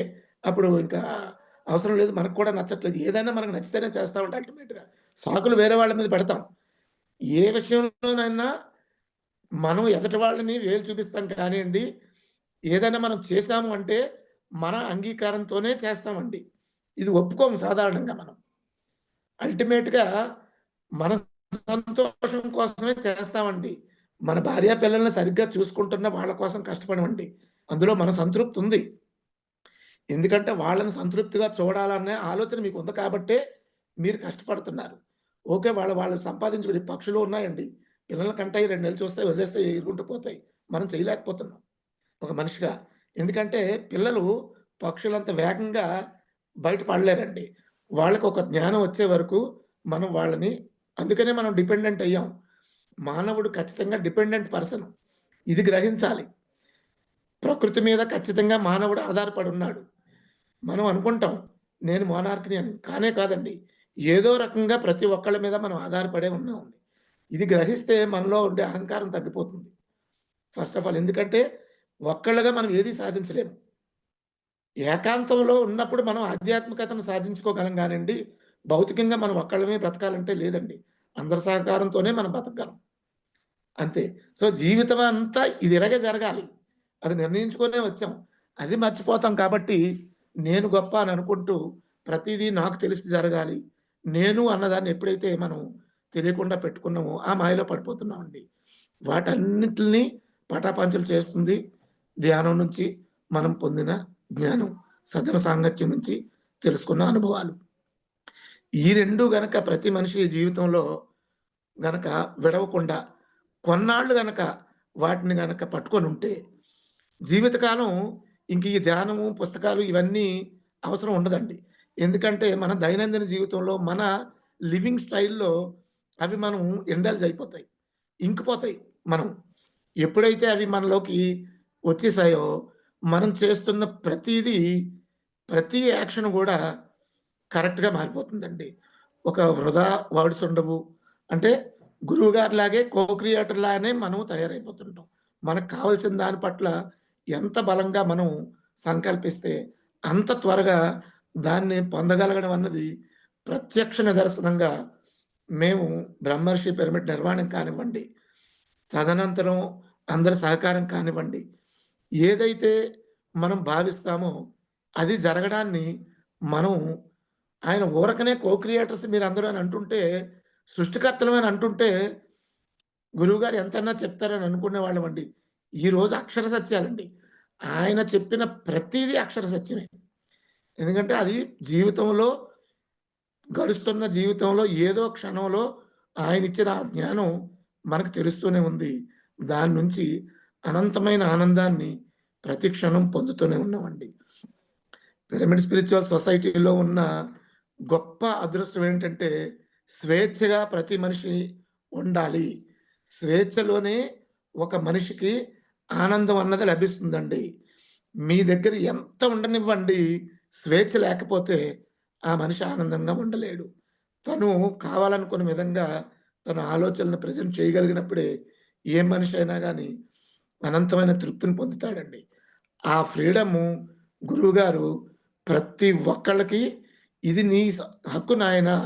నువ్వు ఫ్రీడమ్ అంటే అర్థం తల్లిదండ్రుల నుంచో, భార్యకు భర్త నుంచో, భర్తకు భార్య నుంచో లేతే ఇది కాదండి. ఎవరి నుంచి వాళ్ళకి ఉండేదే ఫ్రీడము. అదే ఓషో చెప్తాడండి. స్వేచ్ఛ అంటే నీ ఆలోచనల నుంచి నీకు స్వేచ్ఛ ఉండాలి. ఏది గురించి ఆలోచించాలంటే దాని గురించే ఆలోచించగలగాలి. ఆలోచనల వరవడిలో కొట్టుకుపోతున్నాము అంటే మనం వేరే దానికి స్వేచ్ఛను కోల్పోతున్నట్లే. సో, పూర్తిగా ప్రతీదీ మీ అంగీకారంతో ఆ క్షణం గడిచినప్పుడు ఎటువంటి రిగ్రెట్స్ ఉండవు ఆ మనిషికి. రిగ్రెట్ లేదు అంటే అక్కడ ఇది లేకపోతే ఉన్నది ఆనందమే. సో, జీవితంలో ప్రతి మనిషి ప్రతి క్షణము ఆనందంగా ఉండగలిగే శక్తి, ఉండగలిగే అర్హత ఉందండి. జీవితం తాలూకా ఉద్దేశమే ఆనందంగా ఉండడం. ఈ ఆనందం తాలూకా లక్షణం ప్రవహించడం అండి. ఎలాగైతే నీరు పల్లం ఉంటే వెళ్ళిపోతుంది. అది దాని స్వభావం అండి. నీటిని ఎవరు తొయ్యక్కర్లేదు. చిన్న పల్లం ఉంటే నీరు పాకుతుంది. డబ్బు తాలూకా స్వభావం చలామణి. ఎక్కడ ఉండదండి. అది చలామణిలోనే ఉంటుంది ఎప్పుడు. అది దాని స్వభావం. ఆనందంతో కాస్త స్వభావం షేరింగ్ అండి. మీరు చూడండి, మీకు ఏదన్నా గాని హ్యాపీనెస్సు వచ్చింది అంటే ఇమ్మీడియేట్‌గా షేర్ చేసుకోకుండా ఉండలేరు మీరు. అదే దుఃఖం ఉందనుకోండి మీరు పంచడానికి ఆలోచిస్తారు. కుంచించుకుపోతాం దుఃఖంలో.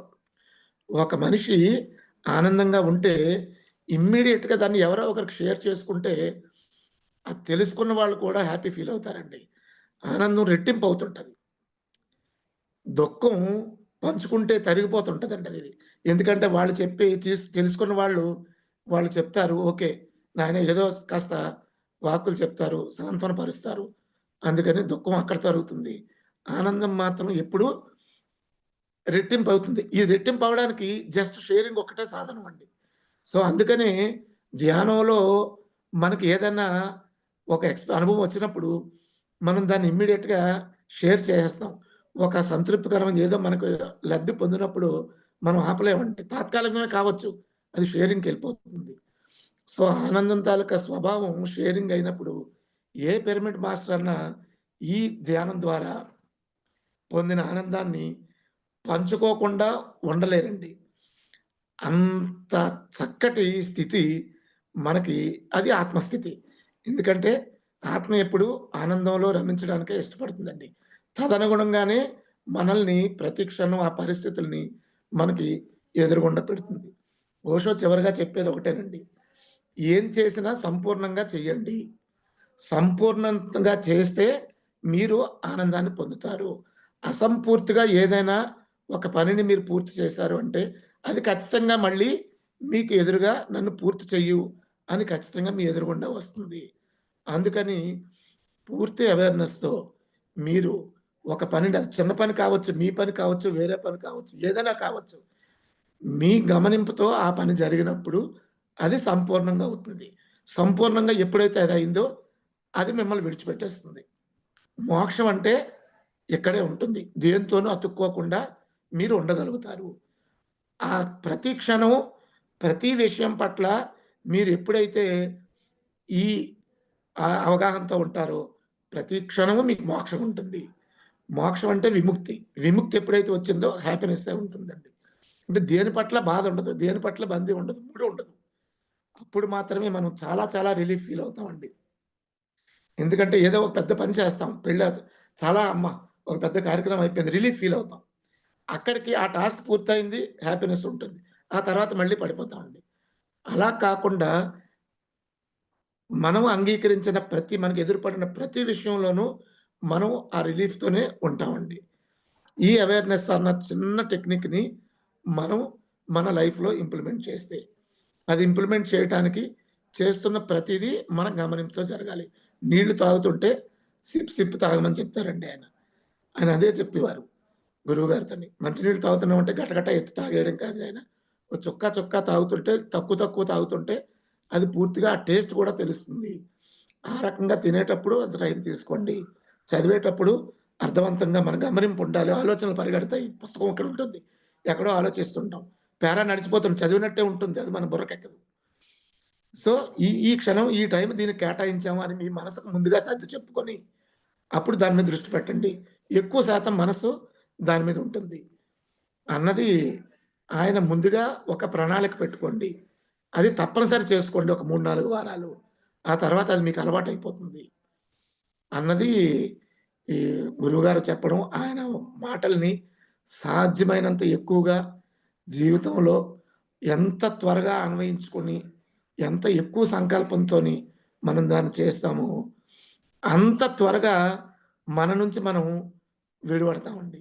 ఒక్కసారి ఆ ఫ్రీడమ్ వచ్చేస్తే, మనిషి దాన్ని తెలుసుకుంటే జీవితకాలం ఏ విషయం పట్ల సంఘర్షణ అన్నది లేకుండా ప్రతి క్షణం ఇంకొకళ్ళకి ఒక మోడల్‌గా అంటే ఓహ్!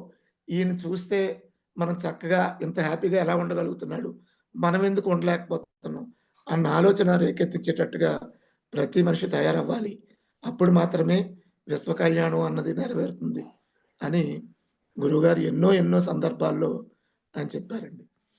ఇంకొకటి అన్నారు, దాని మీద వర్క్ చేయాలి. ఆత్మకి తృప్తి ఉండదు అని చెప్పారండి. ఆత్మ సంతృప్తి చెందుతుంది మనం అంటాం. ఆత్మకి తృప్తి ఉండదయ్యా. మీరు నిర్వాణం పొందితే పరినిర్వాణం గురించి ఆలోచిస్తది. పరినిర్వాణం పొందితే మహాపరినిర్వాణం గురించి ఆలోచిస్తది. ఇది పరంపర. అలాగ చేసుకెళ్తూ ఉండడమే. నేను ఆ ప్రయాణంలోనే ఉన్నాను అని అనకాపల్లిలో ఐఎఫ్ఎస్ఎస్ మనం కండక్ట్ చేసినప్పుడు ఆ హోటల్‌లో వెళ్ళి రాత్రి ఆయన చెప్పారండి. ఎంత అద్భుతంగా చెప్పారంటే మహానుభావుడు. ఈ జీవితాన్ని ఆయన పాదాల దగ్గర పెట్టినా గానీ ఆ రుణం తీరదండి. ఎందుకంటే అంత హ్యాపీనెస్‌ని ప్రతి క్షణం అనుభవిస్తున్నామండి. అది సార్. ఇది నా ప్రయాణం. చేయాల్సింది, తెలుసుకోవాల్సింది, నేర్చుకోవాల్సింది ఎంతో ఉంది. దేనికి తొందర లేదని చెప్తారెప్పుడు. ఎన్నో జన్మలున్నాయి నాయన. అలాగని జన్మలున్నాయి కాబట్టి ఈ జన్మని నేను వృధా చేస్తానని కాదు. అర్థవంతంగా జీవించాలి మనిషి. మనిషి వాక్కు అర్థవంతంగా ఉండాలి. మనిషి చూపు అర్థవంతంగా ఉండాలి. మనిషి చేతలు అర్థవంతంగా ఉండాలి. ఆ మనిషి దివ్యుడిగా మారిపోతాడు. ఆ మనిషి మాట వేదవాక్కు అయిపోతుంది అని ఎన్నో సందర్భాల్లో ప్రత్యక్షంగా నిరూపించారండి. అది. అయ్యా! థాంక్ యూ వెరీ మచ్ అండి. ఈరోజు నాకు ఈ అవకాశం ఇచ్చినందుకు చాలా చాలా sir happy sir. Thank you sir. For you మీకోసం మన ఛానల్కి వచ్చి ఎంతో ఆత్మజ్ఞానాన్ని అందించినందుకు thank you sir. Thank you.